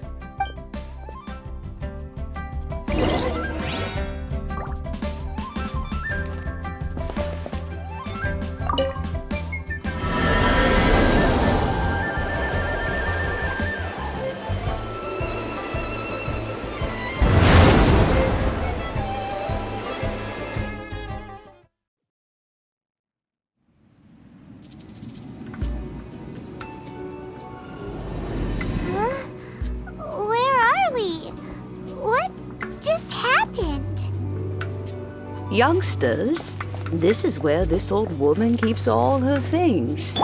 Quickly now, go fetch that bell. Whoa! That sounds like Granny's voice. So, this is her teapot? What's going on? Oh dear, so many cobwebs. It seems I really haven't cleaned it in a long while. Sorry to trouble you, children. Please help an old lady clean up.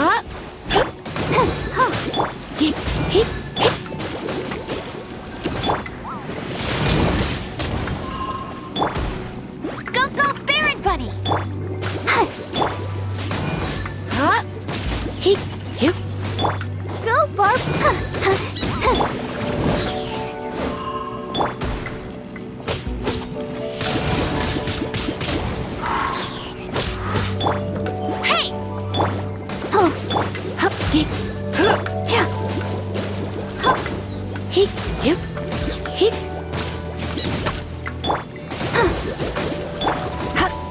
Yep. Huh. Hee. Yeah. Hee.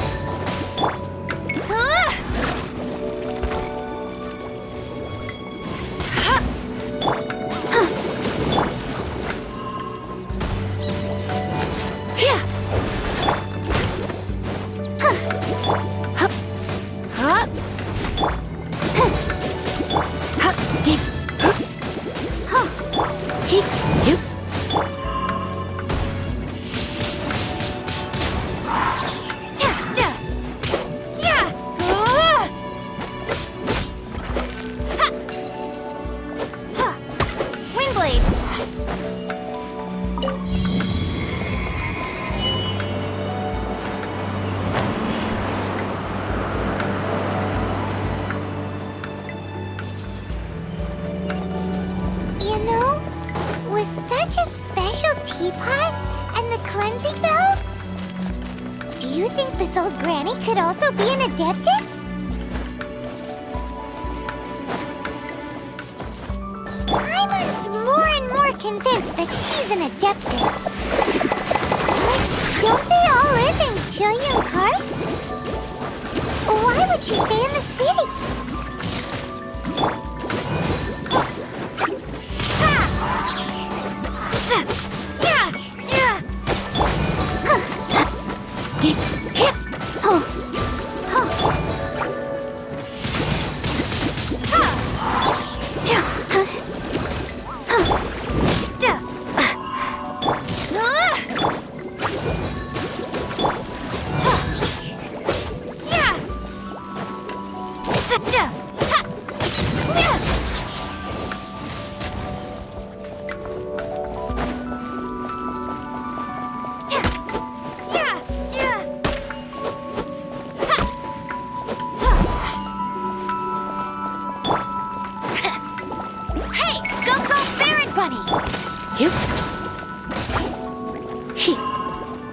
Come a little closer.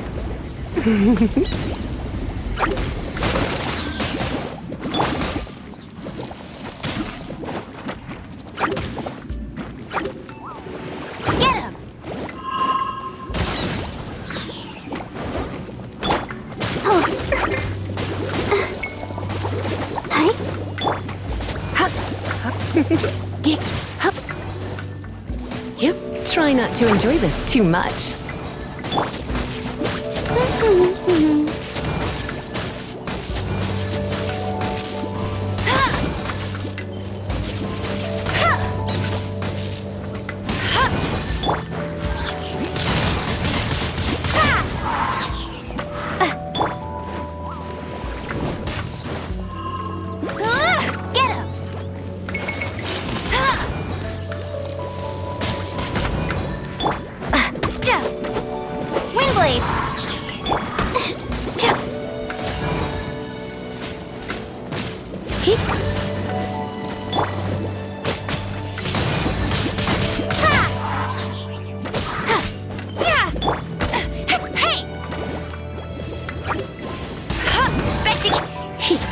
You're in for a little shock.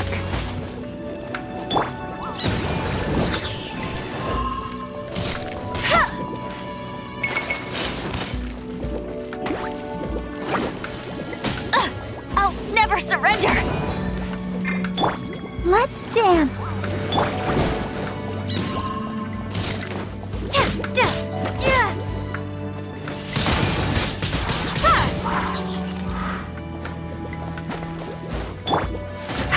Come a little closer.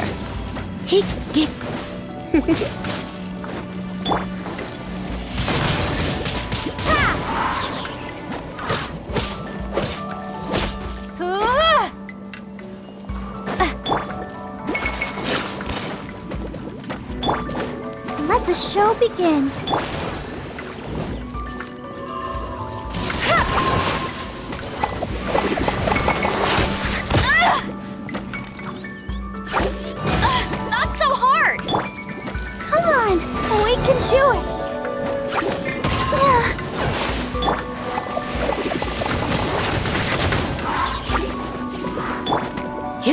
You're in for a little shock.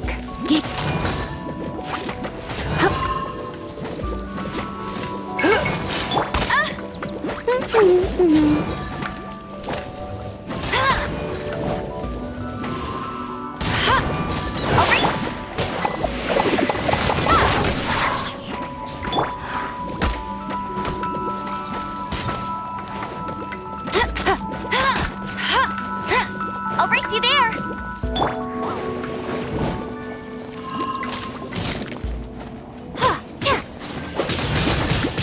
Windblade! He, you. He.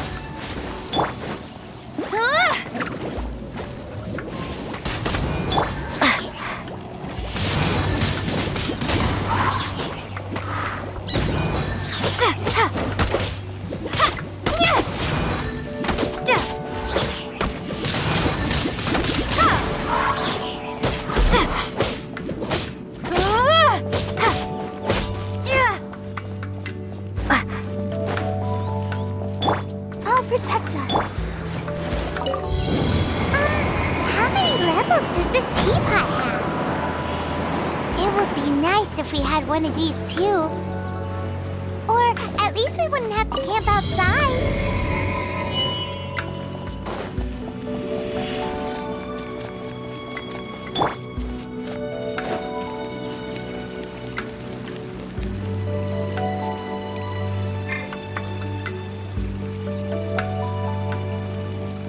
Let's dance.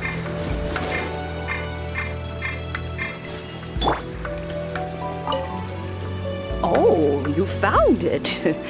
Youngsters are so quick on their feet. Oh, now, let me see. All right, that'll do. Come on out now, children.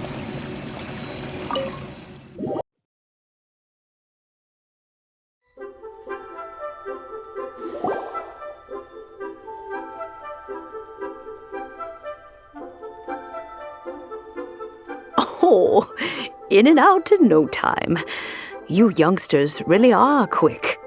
An adeptus. Oh, I haven't heard anyone say those words in earnest for a long time. As to whether I am one or not, child, surely you already understand.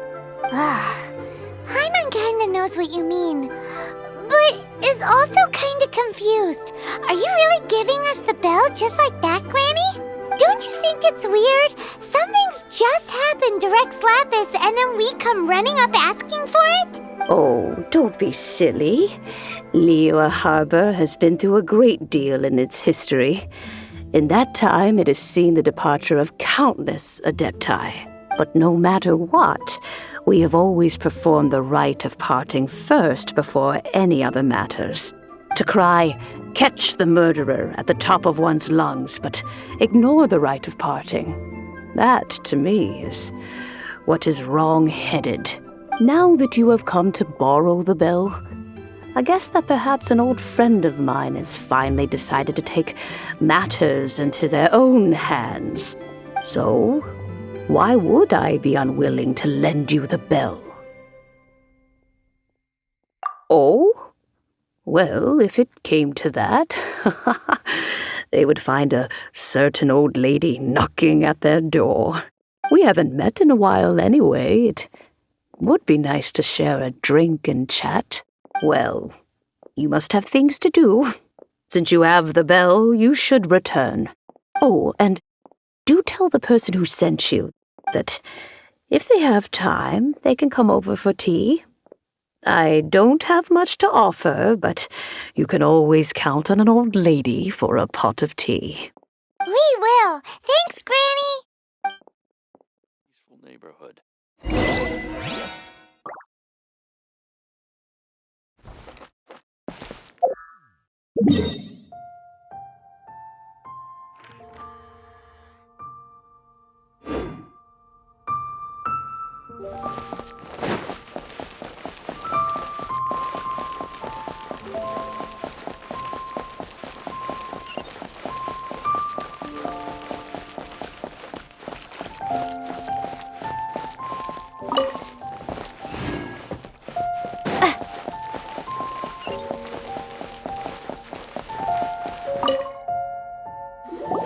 Indeed, this is the cleansing bell.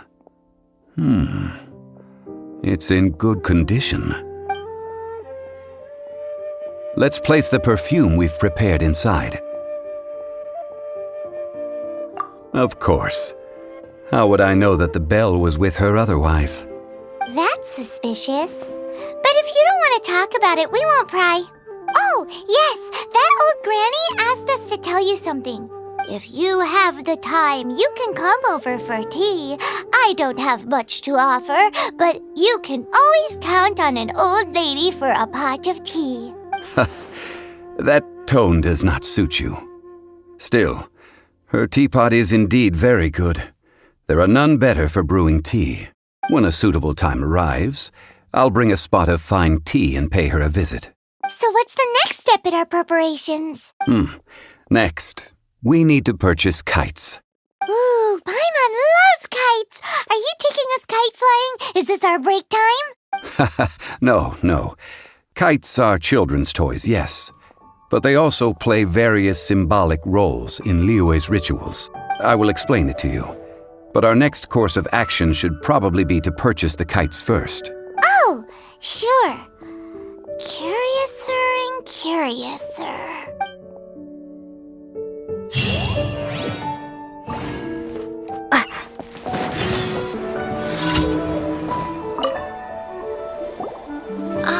Sir, you're here.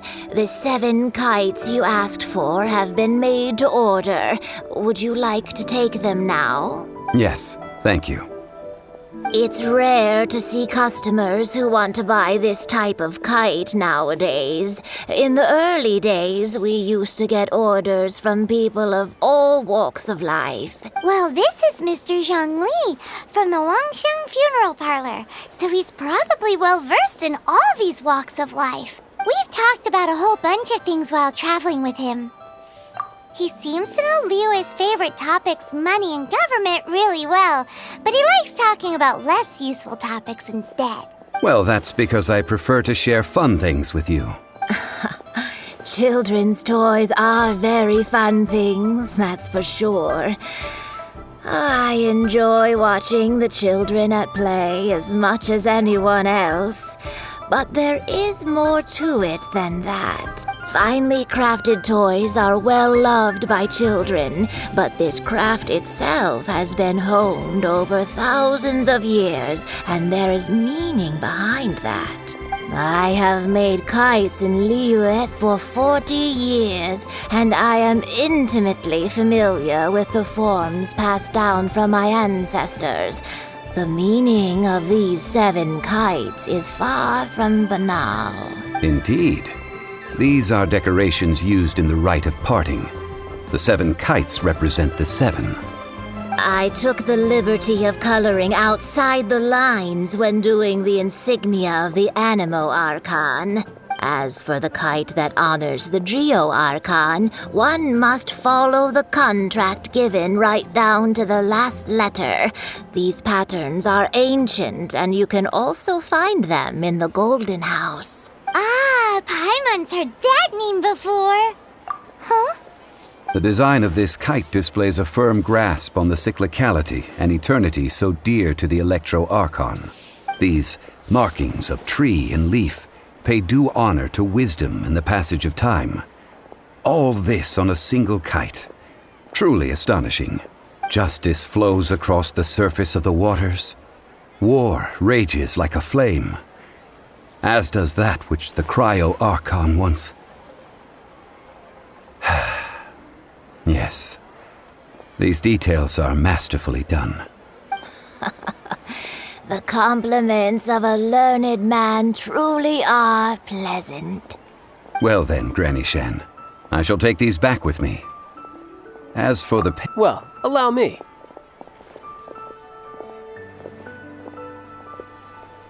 Hey, it's Child! No, I was merely passing through. I see Mr. Zhongli's the same as ever. When getting others to pay for him, he neither looks at the price tag nor his wallet. He knows a great deal about money, and about the trials of the common man. He just doesn't consider poverty to be something that could ever happen to him. Or perhaps you could say that he cannot imagine himself lacking money. How has he not died of hunger yet? Child, you are as fond of jokes as ever. Well then, since we've purchased our kites without incident, there's no need to take a break before moving to the next step in our preparations. The rite of parting requires helping hands as well as materials. We should be able to find some people near the harbor. Oh, by the way, take this bag of money. You probably won't want to let Zhongli do the bargaining, if you know what I mean. Seems I missed out on some interesting information. I suppose I'll just have to find a more opportune moment next time. Try your luck betting on Jade?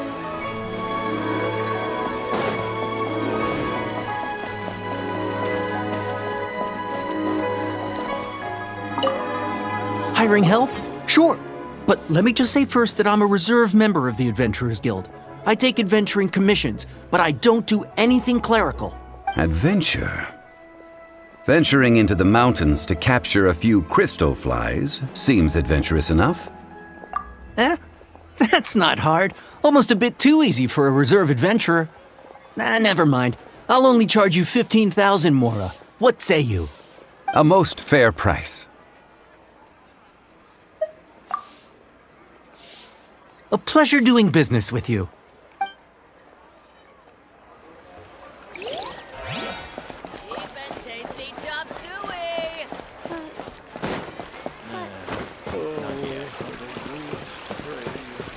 Adventurer, think you can last around? A full day of odd jobs at Yujing Terrace.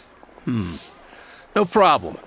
25,000 per day. A fair trade, yes? Whoa, that's expensive. Could you give us a bit of a discount on account of the whole Hero of Mondstadt thing? Hero of Mondstadt? Never heard of them. Well, you may never have heard of this hero, but it seems you've heard of Mora nonetheless. Thus, I will simply pay the whole sum. This price'll do. No loss to me for a day's work.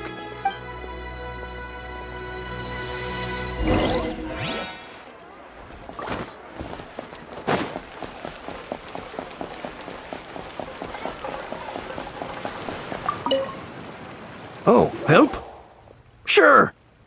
I, Tick, always put in 100% effort into everything I do. Of course, there'll be a premium if you want me to give 110%.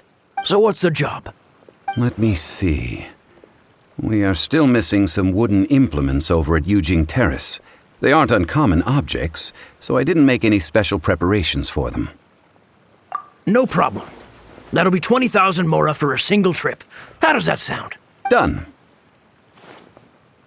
This is all you got? Child? No. He's putting up the money? Oh, still no. Wouldn't that mean I have to make 2 trips rather than 1? How about this? Let's make a trade. I'll take what you're offering right now and get me a single Chinxin flower, and I'll consider that payment for a detour to find this child fellow. How does that sound? Guess we've got no choice.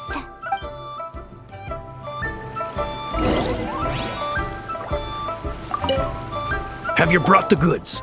Hey, that's pretty good. These things are pretty rare, and I have no idea where I'd find them. With this Chinxin flower, I should be able to pacify my daughter tonight. I'll make sure the work is done before I return home.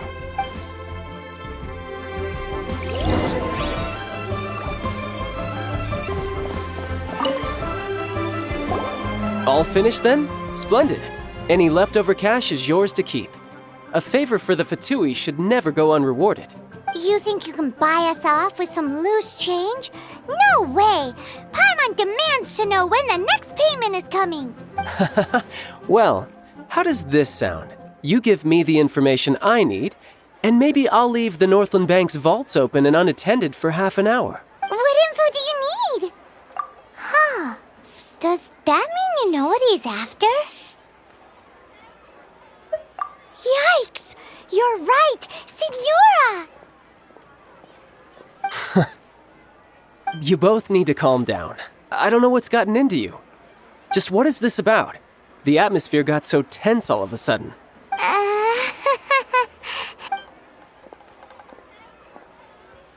Next, we need some everlasting incense.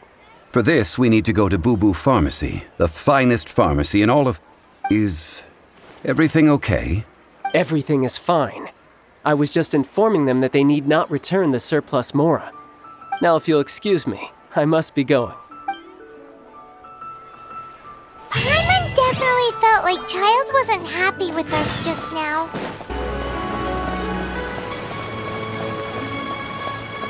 But I don't want to.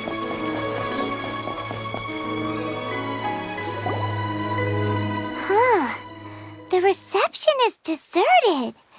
And it seems kinda spooky in here. Hello? Is anybody there? Welcome to Boo Boo Pharmacy. Huh? Did you hear that? Where did it come from? The reception, it seems. How about you go check it out, and Paimon will bring up the rear.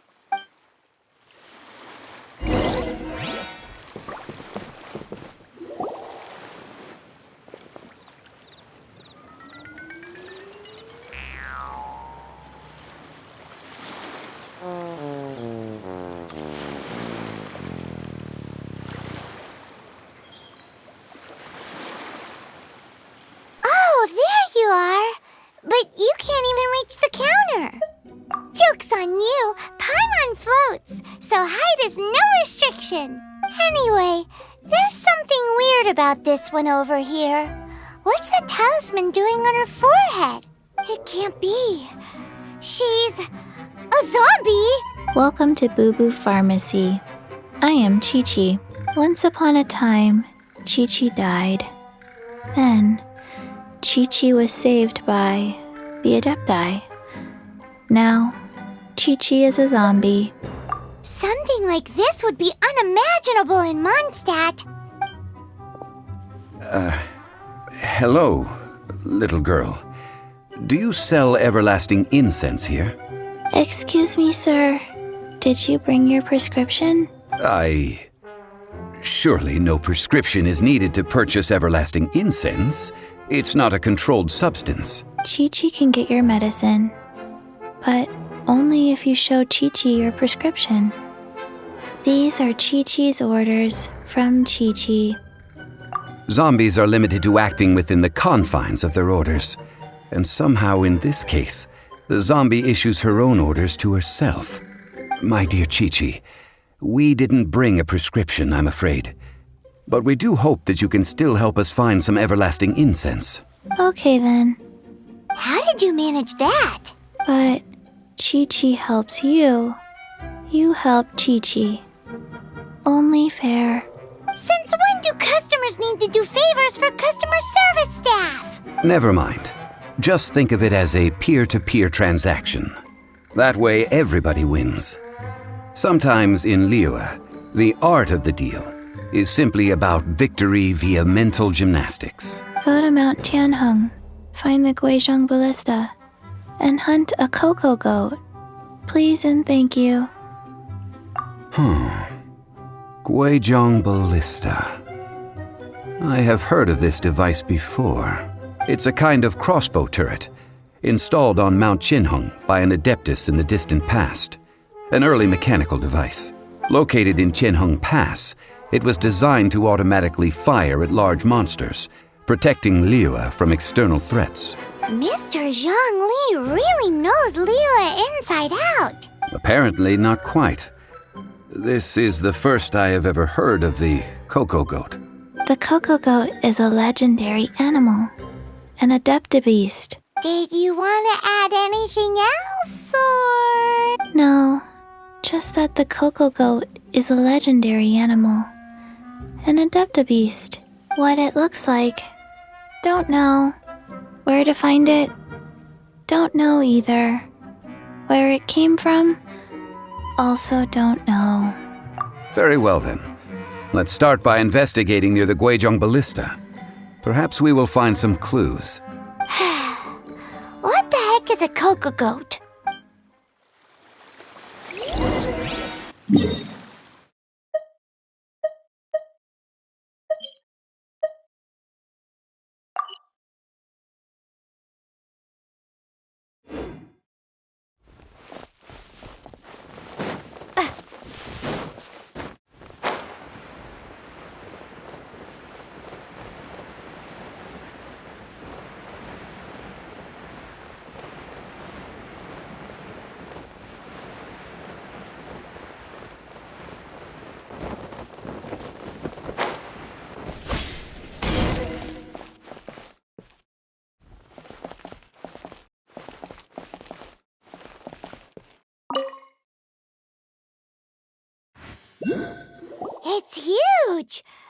Paimon can totally believe it took an Adeptus to build this.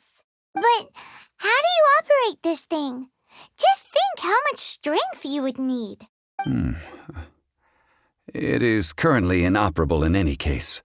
This device is broken. Aw, what? It broke? After millennia of wear and tear, even Adepti contraptions are difficult to maintain. So what are we gonna do? Quick, Mr. Zhongli, use your unlimited high society knowledge powers! You almost make it sound like I'm some sort of bourgeois parasite whose only utility lies in providing quaint pieces of trivia on demand. That said, let me think for a moment. Ah, yes. Spare parts were made for the Guizhong Ballista when it was first built, in case it was damaged in battle. As I recall, there is a military supply post from that period somewhere inside the pass. If we can retrieve the spare parts from where they are stored, we may be able to repair the Guizhong Ballista. One just needs to understand the basic working principles of the device. So, what you're saying is that you actually understand the working principles? I have a smattering of knowledge on the topic. With the parts in hand, I could at least tinker with it.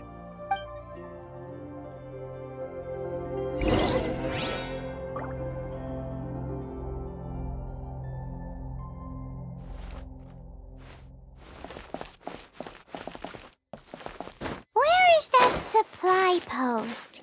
Here, post...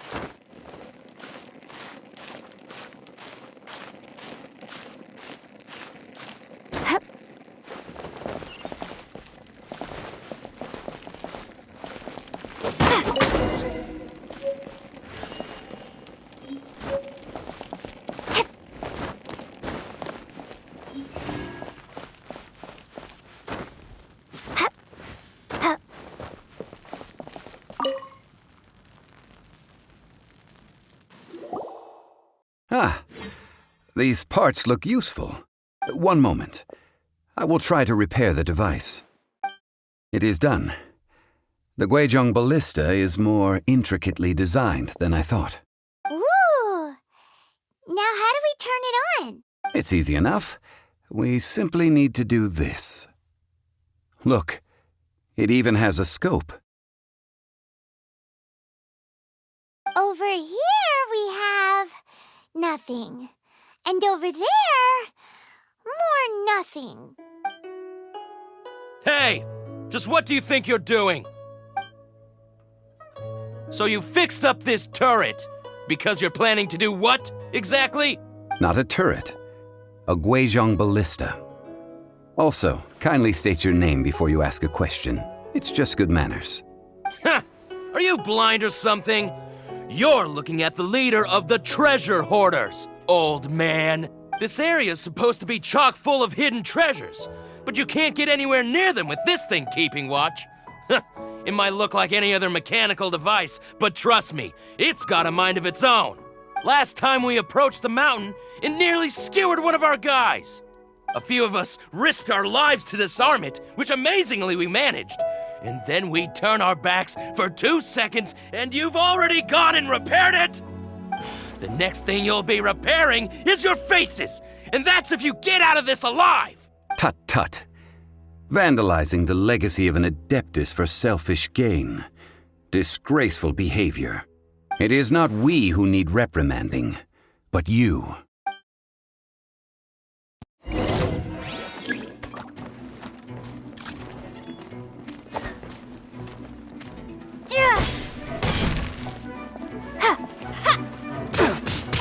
Windblade! Go, go, Barret Buddy! Come a little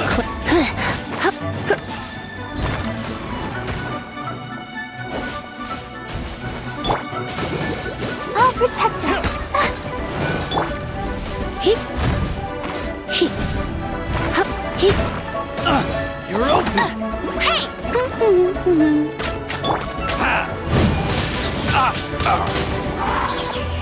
Be gone!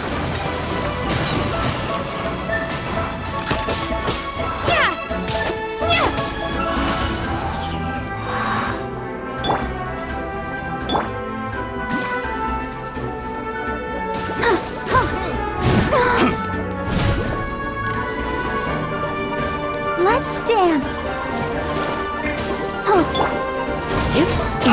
A little shock.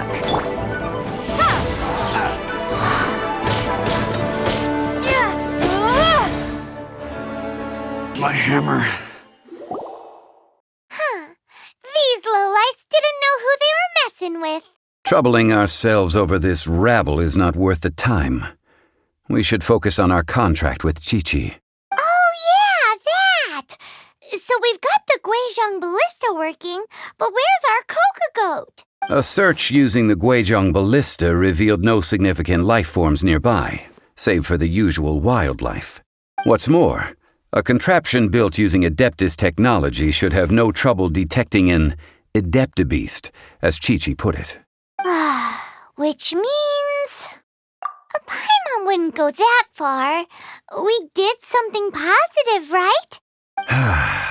We won't solve anything while standing here and racking our brains. Let's return to Boo Boo Pharmacy, explain that we could not find a Coco Goat, and review our next step. Good idea.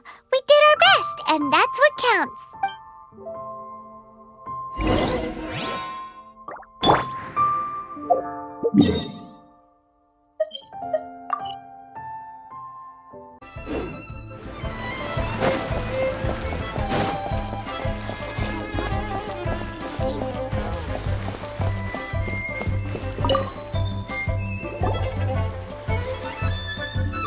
Forgive us. We were unable to fulfill our end of the contract. We found no trace of the Coco Goat Adeptabeast of which you speak. What a disappointment. Don't worry about it. But I feel very disappointed. Aw, poor Chi-Chi. Why does Paimon feel so guilty all of a sudden? Cocoa goat milk is tasty. So tasty. Much better than normal goat milk. Only an Adeptabeast could make such tasty milk. I'm sorry. I have a poor memory. I cannot remember the name of the milk. That's why I wrote it down. Where did I put it? Ah, here. This is the name. Coconut milk. Huh? I owe you both an apology. I hastily agreed to what appeared to be an equitable agreement with this zombie child, when perhaps I should have undertaken further due diligence. Never mind, Zhongli. You didn't know. As the Liyue proverb goes, all things are random and... So how are you supposed to predict anything? Literally no one could have seen this coming. Excuse me, everyone. Did Chi-Chi say a bad thing? Oh, sorry, but Paimon's gonna leave the job of shattering this poor kiddo's world to you. No. Impossible. Seems Chi-Chi took this pretty hard. Someone learnt a valuable life lesson today, then. Thank you all for looking after my little Chi-Chi. Might I ask who... Ah, how rude of me. I'm Baiju, boss of the Boo Boo Pharmacy. Paimon thought Chi-Chi was the boss. Turns out it's some wacko who wears medicinal ingredients around his neck. What a sorry state of affairs. This little mascot is even more of a simpleton than Chi-Chi. Ah! The snake is speaking!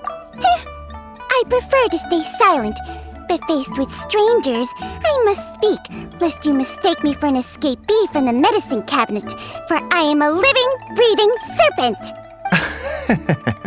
Don't mind Chung Sheng. She's a good girl, really. As for you three, communal chaos causing with Chi-Chi aside, what business brings you here? Do you sell everlasting incense in this fine establishment? Everlasting incense? Why, of course we do. Whew, at last. Things are finally starting to come together. 3 million mora. Top quality. Guaranteed. Aw, too bad the Qixing have taken it over for now. Security will be tighter than usual. 3 million. An innocuous number in and of itself, though practically speaking, it could be a hard sum to come by. It's a crazy number. We'd never be able to make that much, Mora. And as for Mr. Zhongli, he's around 3 million short. This is correct. What are we gonna do? Is this the part where we go crawling back to child?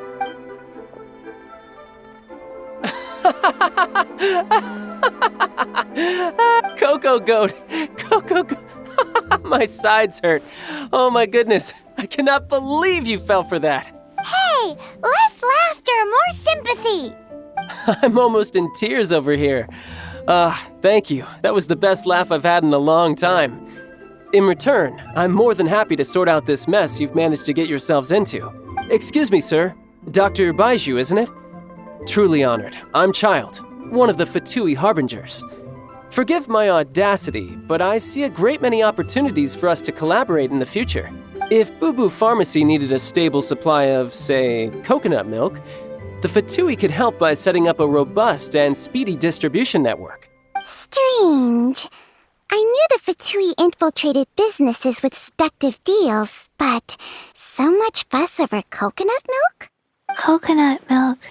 Baiju, quick. Chi-Chi wants coconut milk. Ah, yes, of course, Chi-Chi. Anything you want.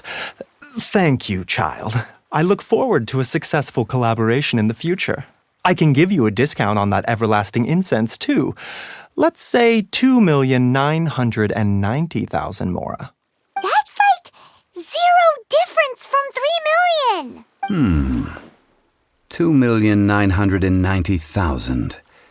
Also an innocuous number in and of itself, though practically speaking, it is a whole 10,000 less than the original sum of 3 million. Well, now that this is settled, we must head back to Yujing Terrace. Mr. Child, Dr. Baiju, little Miss Chi-Chi, see you soon.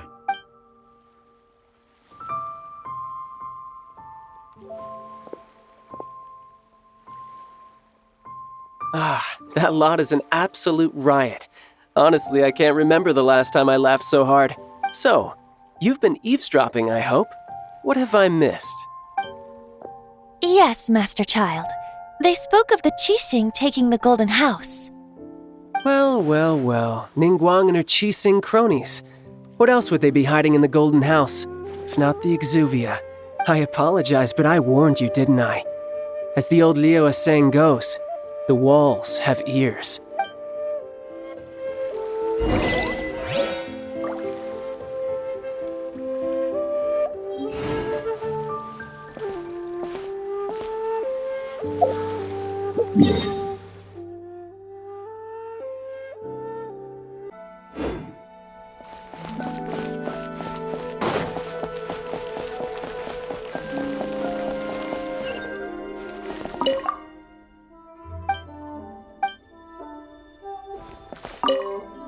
Well, as it stands, we've hired helpers, and we've acquired the everlasting incense. The completion of our preparations is not far off. Whew, finally! Well, traveler, have you gained anything from our adventure so far? Odd? Which is it, I wonder? The questions that such travels raise are ever so complicated. Well, I'll leave you to ruminate over it yourself. As to remuneration for your help, I've decided to treat you to a meal. Oh, yes, don't worry. I will remember to bring the Mora this time. Tonight, I shall take you both to an old hole-in-the-wall, praised throughout Liyue. Hole in the wall? As in a cool restaurant? Indeed. Let us meet near the harbor, at third round knockout.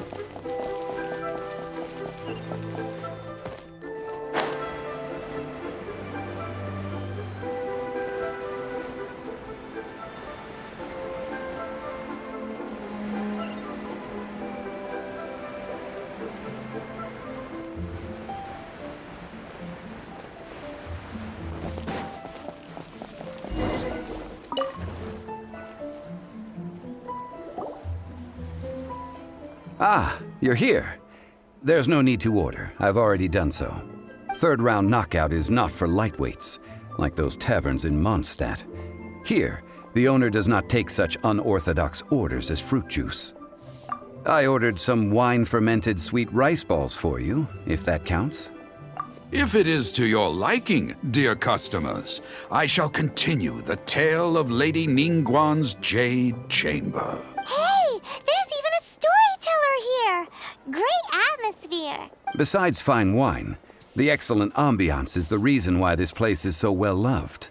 But when I say ambiance, I refer to a different sort from the one the Teyvat travel guide uses to judge other establishments. As you all know, high above the land of Liyue lies a pavilion in the clouds, a palace in the mist. What does it mean to have all-seeing eyes? This, my friends, Lady Ningguang's masterwork that bridges earth and sky.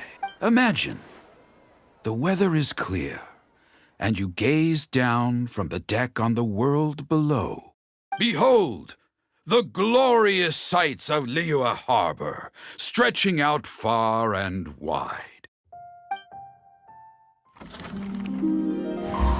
They say that when Lady Ningguang ponders important affairs, she retreats to her jade chamber with none but her 3 closest confidants in tow.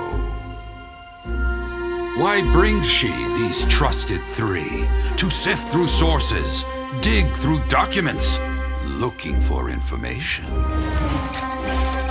Piece by piece, facts and figures paint a picture on the walls of the chamber. But well before the wall is filled, Lady Ningguang's mind is made up. Having made her call, she has every last document shredded, and whoosh, she scatters the shavings out her window.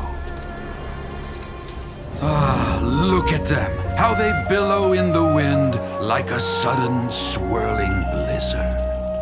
As the fragments fall, traces of text flicker before the eyes of the merchants of Liyue, like ink stains in white snow. The saying goes, the rarest treasures in the land are the words brought by the paper snow. For the words of the Tianquan have the power to move mountains, and all throughout the land know it.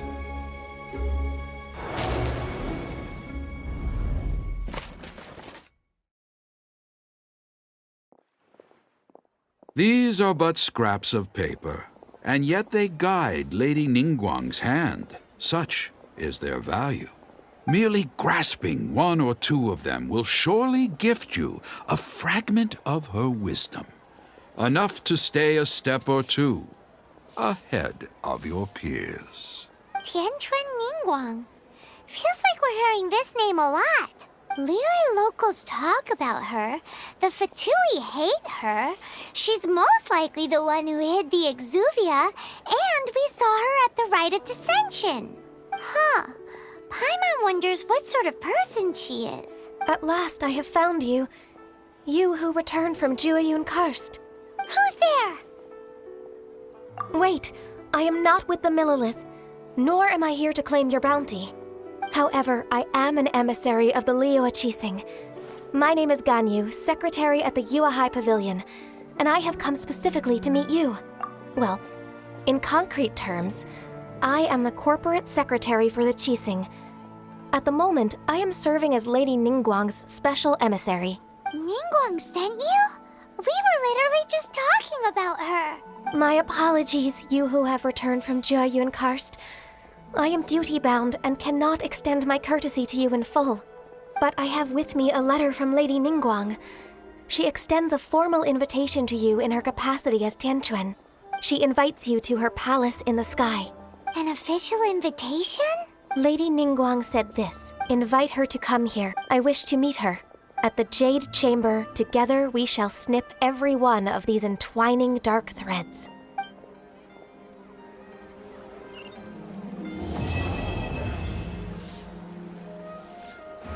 And with that, the emissary who called herself Ganyu just disappeared. But we've received an invitation from the Liyue Chising. Paimon still can't believe it. We'll be meeting people that have way more money than Paimon could ever count. We should be on our best manners. An invitation to visit the Jade Chamber is a rare honor indeed. You'd best be on your way now. But don't forget about the rite of parting. Once you've finished at the Jade Chamber, meet me at Dihua Marsh. Don't worry, we won't forget. Dihua Marsh. We'll see you there.